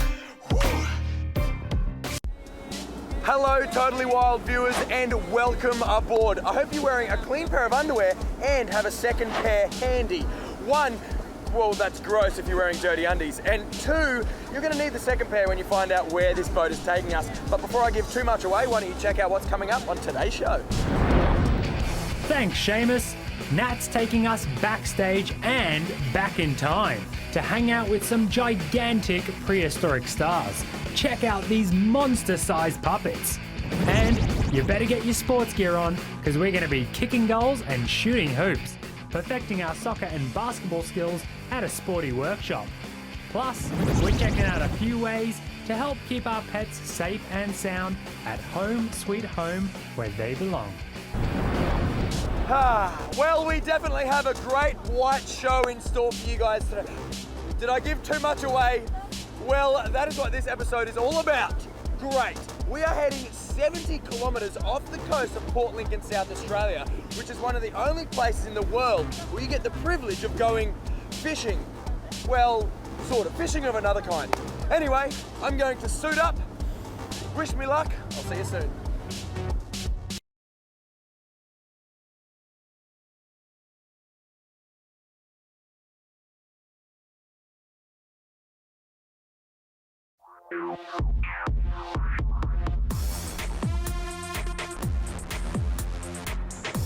Absolutely amazing vision right there. I cannot believe it. Diving with great white sharks. My legs are still shaking. Matt, oh my goodness. I was so scared of these guys, just like many people out there. Should we be scared of these sharks? Nah, I don't think so. I mean, the sharks are coming close to the cage, but most of the time they were just cruising on past, observing you like you're observing them. They're just as interested about you being in their environment as you are in there. Well, they are such cool creatures and very impressive, but they have a pretty bad rap. Do they deserve it? I don't think so. I mean, they certainly evoke a kind of fear in us, and that's the primeval fear of being eaten alive. It's the same category as crocodiles and tigers. But essentially, this is their environment. They're a very important part of that ecosystem and that food chain. We're not supposed to be there by nature, but we've evolved to be able to be there, and it's a great opportunity. I think, I wouldn't be afraid of it. I'd be wary, but I wouldn't be afraid. Be very wary and don't dress like a seal. Point taken. Up here, mate. Thanks so much for taking us out. Pleasure. Thank you so much for watching. Unfortunately, we have bitten off more than we can chew, but you guys can swim on over to template.com.au. Follow all the links to Totally Wild. There's heaps of stuff you can do up there. You can even rewatch some of your favourite stories. Well, I'm going to get a really good seat on the boat for the ride home. See you later.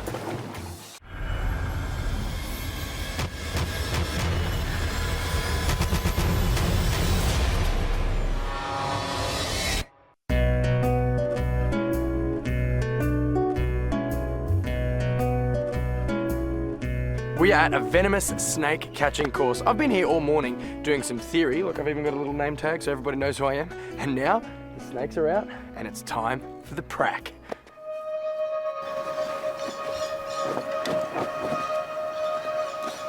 Courses like this are taught by experts and offer professional reptile handlers and wildlife relocators hands-on experience in handling these potentially dangerous animals. By that scooping motion, it'll go straight down to the bottom. It's similar to any other class, except there's some of the world's most deadly snakes about. This is the coastal taipan. It has the longest fangs of Australian snakes, grow to about 12 millimetres.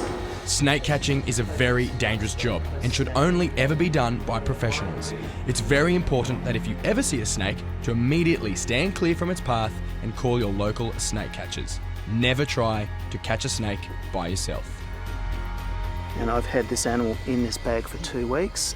It is fine, but it's been kept warm, kept quiet, to give the animal a chance to heal its injuries. So this is the first time that's been actually come out of the bag, and within about another week's time, I think it'll probably be strong enough to release back into the national park where it came from. Before I jump in and tackle these highly venomous cold-blooded animals, let's get a few tips. So efficiency is always the go with this sort of thing. Get them in the bag efficiently, cleanly, quickly, reduce the stress on you, reduce the stress on the animal. I'm going to do this bag snake hook bag one more time. Yep. Can you talk me through it and can you tell me where I'm going to go right and wrong? To learn how to catch these serpents, first I've got to learn the ropes. With a rope. Bag in your hand, you don't want to trip over it. So this is to keep in control of where the bag's going to fall? Yes, you don't want to trip over it. So the idea now is to bring the snake, or the rope in this case, and the hook together and bring them in. So we want a quick, easy, just reasonable clean efficiency. I've upgraded from the rope to a tiger snake. One of the world's most deadly snakes. One bite and I'm in a whole lot of trouble, so there is no room for mistake.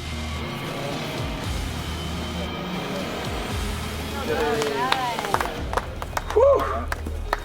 There's definitely a sense of relief as soon as it's in the bag. You're like, oh, it's in there. Now you've got to throw him out. Practice makes perfect. Let's do it again. Oh, he just crawled in, sure. Hey, that's cheating. He did that one on purpose. Now the second most deadly snake in the world is out and ready to be caught. The brown snake.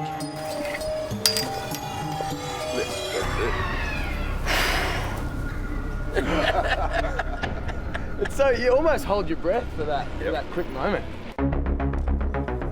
The jigger is a specific tool used to catch snakes safely, However, the age-old art of tailing is claimed to be the most effective way to catch a snake. Keep moving them and it's virtually impossible for them to come back up. After an intense lesson and rundown from the experts, we're introduced to the skill.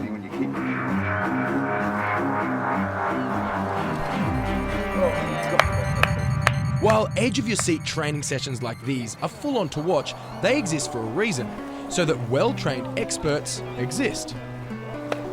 And so we can leave the snake handling to them.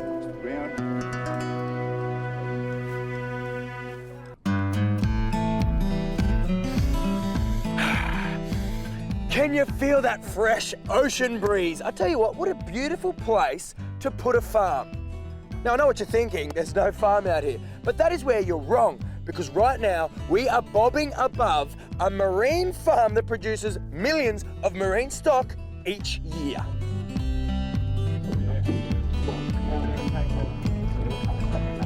You know those slimy things inside a shell that some people eat? Well, this is the kind of place where they're farmed. Today, the world is literally our oyster. So let's have a chat to oyster farmer Paul to find out more about these slimy creatures. Now, Paul, this is all very impressive, but I've heard of people farming sheep, cows, and all sorts of things. But oysters, how do you farm oysters? Well, you got to get wet first, Seamus. Fair enough. We buy oysters like these little babies here. We buy them in from Tasmania. They just come over here. At the moment here, we've got about 12,000 oysters you can see here in this tray. 12,000 right in front of us. Yeah. So these oysters have been on our farm for about 2 weeks at the moment. We can go from this size here to this size in 18 months. And are these ready for the plate? They are way ready for the plate. Yeah. We're going out the door today, Charles. Oh, very good, nice and fresh.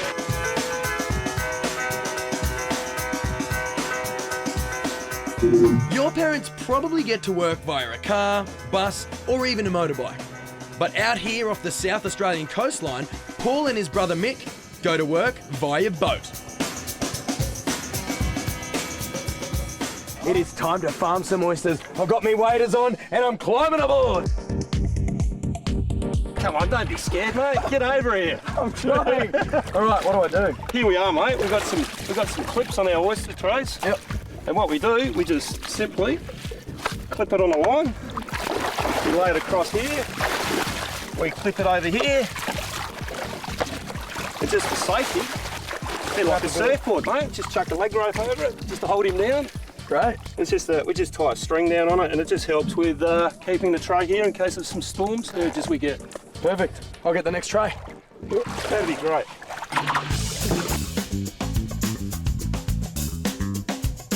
These oysters that we're farming are called Pacific oysters and originally come from Japan. Well, mission success. We have hundreds of oysters right here, fresh from the farm. So we'd better get slurping. Would you like to eat this one, Seamus? I sure do. Finished product, 18-month-old oyster, live right here.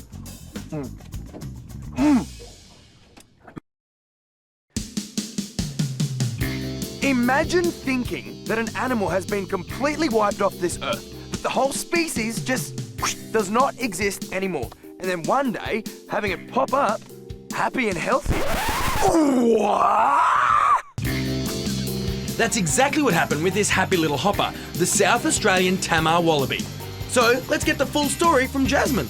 Well, they are thought to be completely extinct from the South Australian mainland, and while there's a subspecies on Kangaroo Island and a subspecies over in Western Australia, the South Australian subspecies just wasn't here anymore until they rediscovered over in a really small island in New Zealand called Kowau Island, a little population that was taken there by the old governor of South Australia, who was a bit of an animal collector.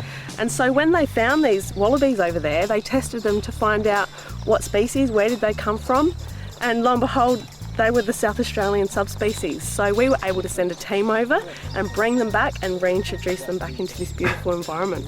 Well, look, I do want to spot some, but it's getting dark, so should we hurry up before we can't see them, or? Well, there's no hurry because they are nocturnal. Very good, okay. Now, I have heard that we've got to watch out for ticks, is that right? Yes. Okay. Jeans in the socks, let's go. But before we hop around the bush, let's get a few tips on how to find them. All right, it's Wallaby Watch time with Van. Now, mate, how do we do it? Are we hiding in scrubs, marking ourselves up, camouflaging completely? How do we spot these things? Well, no camouflage, Seamus, but we'll walk quietly.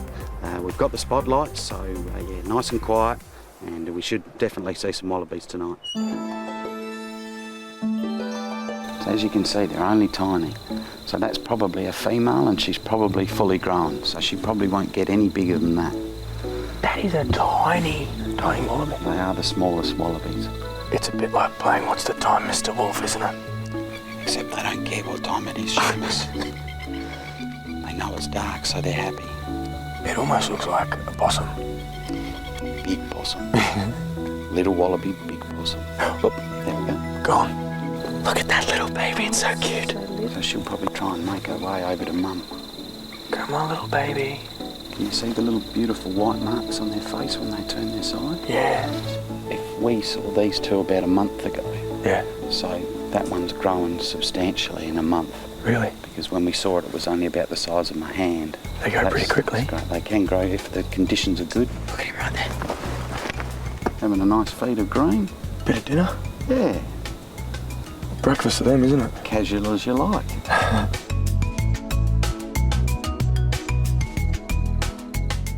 Okay, that was very cool. Now, we did happen to spot a couple of tamas, but I'm confused because technically they are still extinct, yet we saw them. How do they get out of extinction? Well, they're technically classed as extinct in the wild. Because we've reintroduced them into the national park, we need to be able to continue our conservation program, give them the best chance of survival, and then eventually, once we have a couple of self-sustaining populations, then we'll be able to upgrade their classification to something like endangered. Well, you know what? I'm keen to get out there and keep searching. So what do you say we turn on the spotlight and keep looking? Let's go get them. Excellent, let's do it.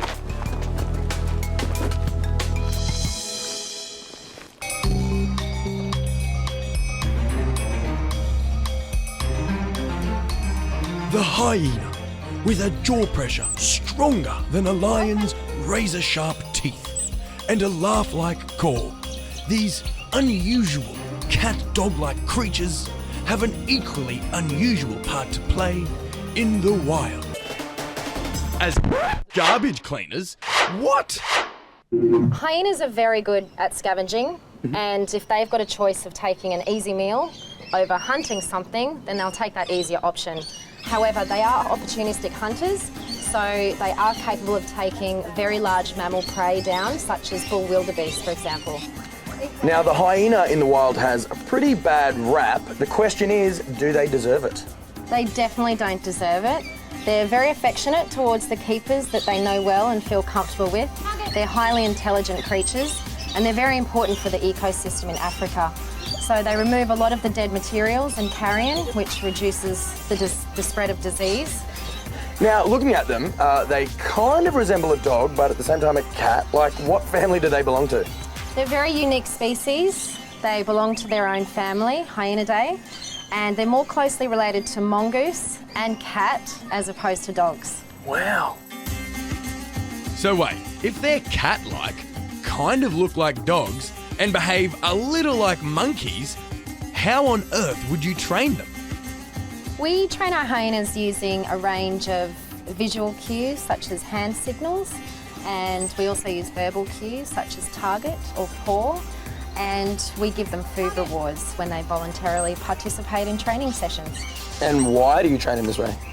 We train our hyenas for a range of reasons, but it enables us to perform any routine medical examinations, keeps their mind active and healthy. Target. You guys have written into the show and have your very own questions I'm about to ask Becky for our lovely segment we're about to introduce called The Wildest Wonders. Now, if you'd like to ask us any questions, head to template.com.au and follow the links to Totally Wild. Now, Becky, are you ready to play Wildest Wonders? I sure am. Excellent work. Now, the very first question is from Jenna from Cairns in Queensland. If hyenas ran in my school cross country, what time would they get? Hyenas can maintain speeds of up to 60 kilometres an hour over a number of kilometres, so depending on, it doesn't matter how long your cross country would be, they would definitely outrun you every time. Most definitely. Now, this next one is from Oscar from Wangaratta, Victoria, and he asks, I have a family of 4. How many in a family of hyenas? Hyenas don't have families, they live in clans, and they have up to 80 individuals in those clans, and the female is always the boss. Wow, so mum's definitely the boss, no disobeying there. No. Very cool. Now the last one is from James from Tasmania, and he asks, why do hyenas laugh? Hyenas laugh in response to being chased or attacked, so it's actually a sign of anxiety or fear. Really? Yeah. So that's not, someone hasn't cracked a joke, that's them being scared. That's them being scared. Now this next one is from Seamus Evans from Adelaide. Now what are the difference between a spotted hyena and a striped hyena other than the obvious? Other than the obvious, one has stripes, one has spots. The spotted hyena is the most common hyena. It's also known as the laughing hyena, and it's bigger than the striped hyena. So could they live together? They couldn't live together, no. So definitely not going to be roommates. No, they're not. Excellent work, you win 10 points.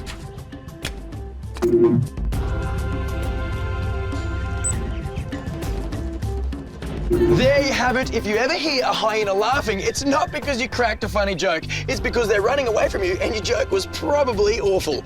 But it just goes to show that this African apex predator is definitely an awesome animal. Guess what? Today we are walking around a boardwalk. Look, I know it doesn't sound very exciting, but this boardwalk stands 2 meters high and extends 125 meters around an orangutan enclosure. Let's go.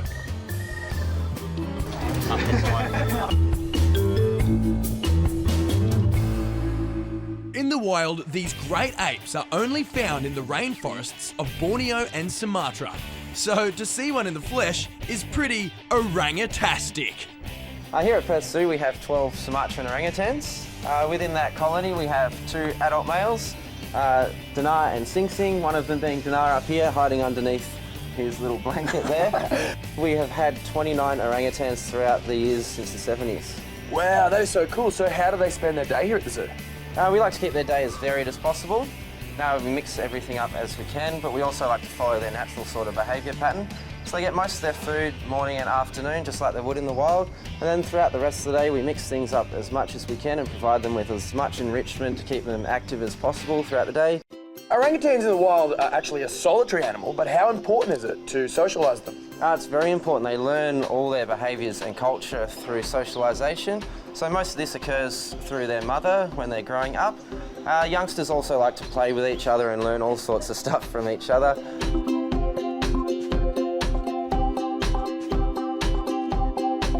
You guys have a very interesting program where these orangs get to actually go out and live in the wild.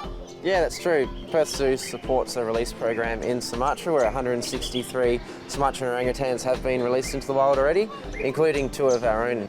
So how can you tell that these guys are actually ready to go out in the wild? I'm assuming it's different to a kid moving out of home, right? Yeah, it's very different. They have 5 different skill sets they need to meet, and that includes nest building, being able to socialise properly, they need to be able to find enough food, they need to stay up in the trees where it's safe, and they also need to be able to know the area they live in. Very cool. Well, how are the potential students at the moment? We have 4 potential students and they're going very well. They're all in their pre-release training stage, especially our oldest one, 6-year-old Nairu. Here's a question that might be on your mind. How can you tell the difference between an orangu man and an orangu woman? Well, similar to a lion's mane, the males have a large distinctive cheek pad which distinguishes them from the females. But male or female, these amazing creatures aren't having the most amazing time in the wild. The Sumatran orangutan is critically endangered in the wild, with only about 6,000 of them left, which is not a very high number at all. Their biggest threat is habitat destruction, and this is through logging and agricultural land use. So what can we humans do to help these amazing great apes? You can do very simple things to make small changes to your everyday lifestyle to reduce your ecological footprint. You can also be conscious of the products you're buying in the shopping centres and avoiding all unsustainable palm oil products.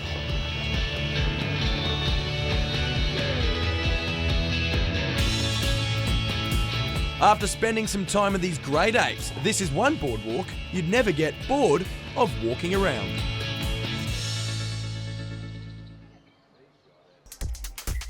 You may remember Ken Drake from the story Josh filmed with him a few months ago. He's an experienced animal photographer and claims there isn't an animal he can't photograph. So we opened up a challenge to you, T-Wilders, to suggest a pet to test his skills. And you sent in some great entries. The competition was so tough that we had to declare a tie. So without any further ado, let's introduce the contestants to challenge Ken's skills. Daisy, come on down! Daisy is a 5-month-old Cocker Spaniel who likes getting distracted, playing, chewing snacks and running amok. It will be tough to control her, but maybe not as tough as our next contestant. It is Olivia! Olivia is a 1-year-old coastal carpet python. You could say she has a snappy personality. This will be a challenge for Ken indeed. Let's hear what he has to say. I'm really looking forward to it. A puppy with lots of life and sparkle that's going to make our day. And then we've got Olivia, the carpet python. I haven't photographed a snake for a while. It's always good fun photographing snakes. They make some beautiful shapes with their bodies, which are great photographically. So we'll see how she goes, but that's going to be fun too. I think Ken today will probably find it pretty hard to take photos of her. She's pretty crazy usually in front of the camera. She doesn't sit still, and in the past when I've tried to take photos, she's always moving. I think Olivia is going to be harder than Ken thinks because Olivia is very slippery and doesn't stay still.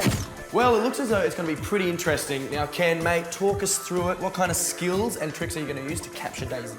Well, we want to capture that playful side of her personality, so we're going to use some toys for that. And we use balls. Use these quite a lot. Get her chasing over the studio, and she's going to love that squeaky noise with that. Cool. We've got a tug-of-war rope, so she can get her teeth into one end of this. Try and pull me over. We can get some great photos of her doing that. We've got a soft toy here if she prefers soft toys. Anything really that's going to make a noise, so I can maybe get my keys out at some stage. Pups our age don't have a very long attention span, so we want to keep giving variety, but all dogs love their food. So we've got some nice chicken bits here, but it also makes a nice noise when we snap it, which can also just help get those yours. Very nice. Well, mate, all the best. Thanks very much. Good girl. What I want to do now is just capture some of the bounciness. We can't just have her bouncing around at random. We need to motivate her to bounce in the direction we need her to do. When she starts jumping up, just move the food into the light and we'll get a great shot of her jumping into the light, okay?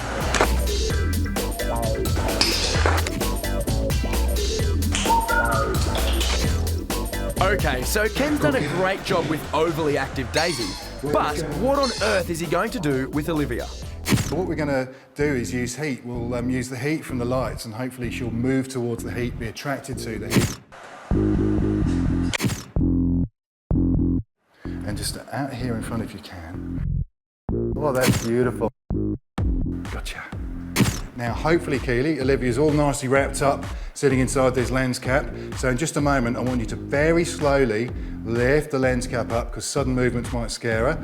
And I'll be all ready, and if she's in a nice position, we'll get a photo. Are you good? Okay, let's try it.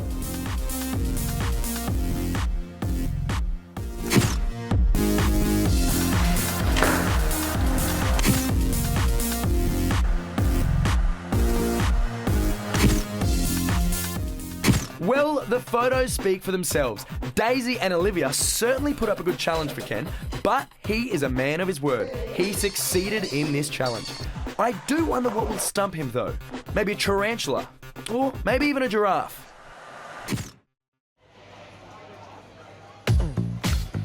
Do you know the mushroom man, the mushroom man, the mushroom man? Do you... Oh, hey there, guys. Do you know the mushroom man? He's a really fun guy. Get it? Anyway, that's him right there. This is Marco. He is the mushroom man. You know, the mushroom man. The mushroom man. The mushroom man. Anyway, let's talk to him. Now, Marco, please tell us, what exactly is a mushroom? Is it a fruit? Is it a vegetable? What is it? Technically, it's actually a fungus. In commercial terms, it's generally sold as either a fruit or a vegetable as part of the fruit and vegetable mix, but by definition, it's actually a fungus. Now, it is quite a small store here. There's obviously not mushroom. It's a tight squeeze. But you do have a lot of mushrooms, mate. How many different types of mushrooms do you have? Up to 30. At the moment, this time of year, around 15, which includes some of the dry varieties, but they range from your very basic white button right through to the creme de la creme, which is truffle. Yeah, this one doesn't look like a mushroom here. It looks like it's rotten.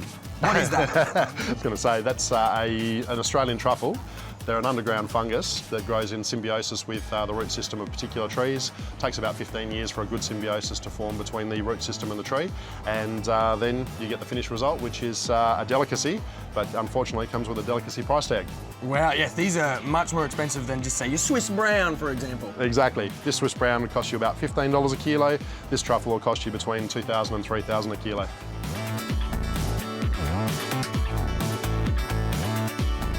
Mushrooms have a high volume of water, so after several days they can get all yucky. But how should you grow mushrooms? Well, let's say goodbye to Marco and head up to the mushroom farm. I know what you're thinking. Doesn't actually look like a typical farm, does it? Each week, 120 tonne of mushroom are grown and distributed from this farm to all over the country. Now, Clint, mate, there's a lot of fungi here. What kind of mushrooms do you farm, man?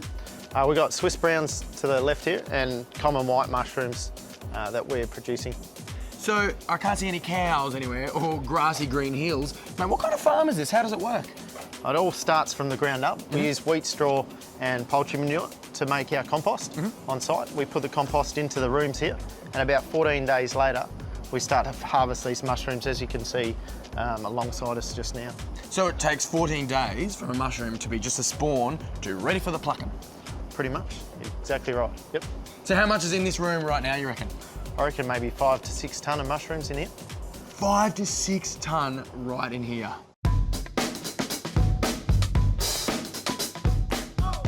Now you do have a few pickers here for you.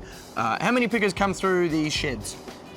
Each week we have about 150 to 160 pickers coming through. It's quite labour intensive in terms of picking and harvesting these mushrooms. So when they are picking, what are they looking for? What's the right... When is a mushroom ripe? We're aiming to get everything to around 40 to 60 mil. You want to see a firm texture, crisp mushroom. Once we get it to that premium stage, we're looking to put it into a box and off to our customers. After all that chat about mushrooms, I think I'm all fungied out. Ooh, I could go for a steak and mushroom pie.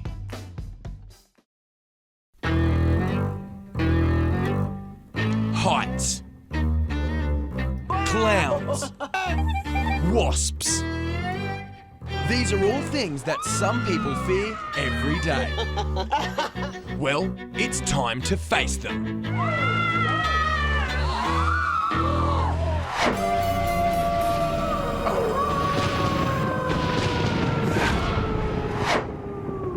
Arachnophobia, having a strong fear of spiders. Seeing those 8 hairy legs scurry up walls and their fangs ooze out venom sends goosebumps up my spine. But in honour of this new segment, I'm getting too close for comfort. Goodness, how come you can handle him like this? Why not? He doesn't feel like biting you? No. Probably the only time it's likely to bite, if I squeeze its leg and hurt it, it's likely to retaliate. Okay, this huntsman is harmless, non-aggressive, but I'm still scared. So, I'm really... Oh my gosh! Better roll up my sleeve so it doesn't get stuck in my sleeve.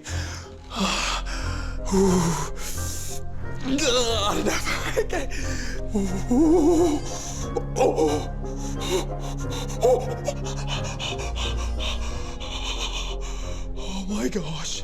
I am so scared of spiders, and I actually have one on me, man. This is a totally wild Seamus Evans first. Look, check it out. I'm actually shaking. That's right. I go above and beyond for you guys at home, so make sure you appreciate this. Is this as big as it'll get? No, that one might get a little bit bigger than that. But some spiders, some huntsmen, you can get them with a leg span of anything up to 150, 160 millimetres in diameter. Now, where can you find these other than your toilet door? You might find them inside the house. If you find a huntsman inside the house, there's a good chance you've actually let it in. Okay, drop off me now, mate. Okay. I'm actually sweating. My palms are so sweaty, man. That was the scariest thing I've ever done, Mike. Thank you so much. I don't think I've conquered my fears, but... You probably have to some extent. I'm gonna go throw up.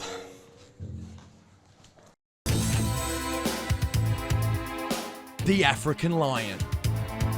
They're big, fearsome, ferocious, and the kings of the jungle. But what about a lion in Australian waters?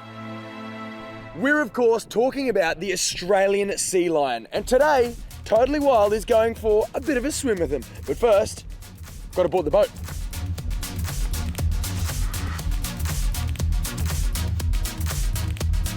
Swimming in the western and southern waters of Australia, the Australian sea lion will eat anything they can get their flippers on. Fish, squid, and even shellfish.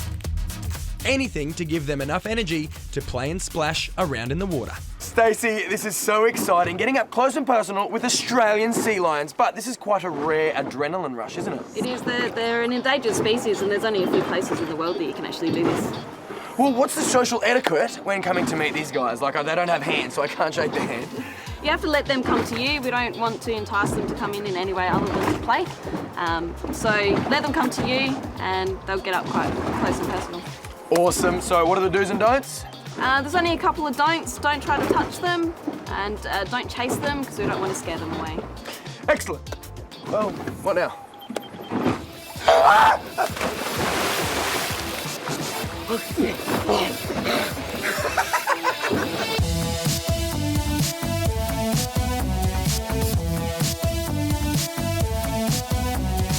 These sea lions are among the rarest of their kind in the world, with only an estimated 15,000 left in the wild. I mean, these furry critters are slowly running out of friends to invite to their birthday parties. A creature that they don't want on their invite list is the great white shark. Well, let's just say the sharks are a bit of a party pooper. Well, no one likes to be on the menu at their own shindig.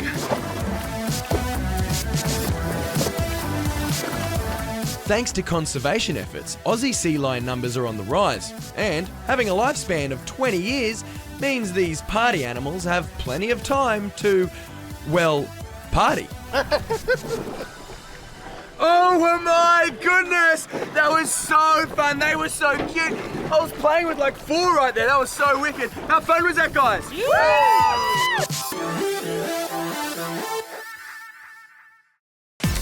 I hope you are prepared because today we are investing into a business. No, I'm not talking about the business where you need to wear a suit and bring a suitcase to work every day. I'm talking about the cute, funny and very inquisitive animal, the otter. Today we're investing into a business of otters. But first, I've got to go do my business.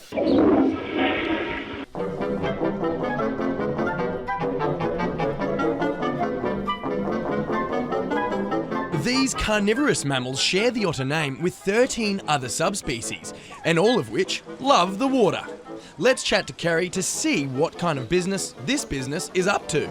Kerry, these otters are so cool. Now, there are so many different types of otters. Which ones have you got? These are the Oriental small-clawed otter. And now, they seem pretty intense. What kind of personality do these guys have? Intense is an understatement. They are so playful, so inquisitive, and they never stop. It's always turning over a rock, doing something over there. I'll have some food, and if you're lucky, I might nap in the sun.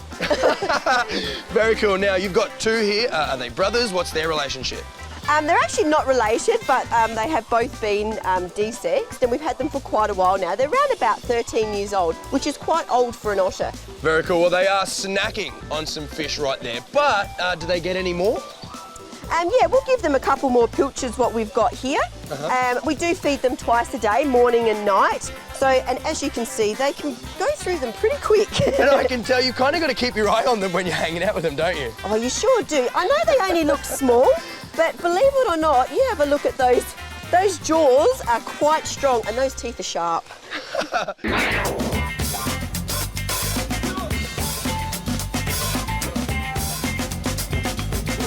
Kerry, they've had a feed, right? They've had their fish and chips minus the chips. Is it relaxed time for them? Do they ever stop? Pretty much, but not for long. If we had a bit of sun and up there, they love that branch, so they'll bask in the sun, maybe rub their bellies a little bit and have a bit of a nap.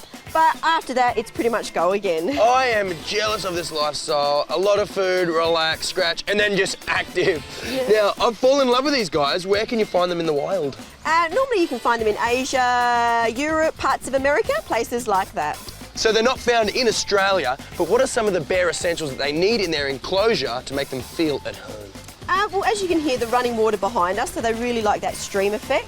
We have a lovely, big, deep pond here, so they will be in that most of the day and they can swim ever so fast. Also with the rocks, what they like to do is they like to pick them up, look under them, little pebbles, they'll rub in their paws and just something to keep them busy and find another insect or something else to eat.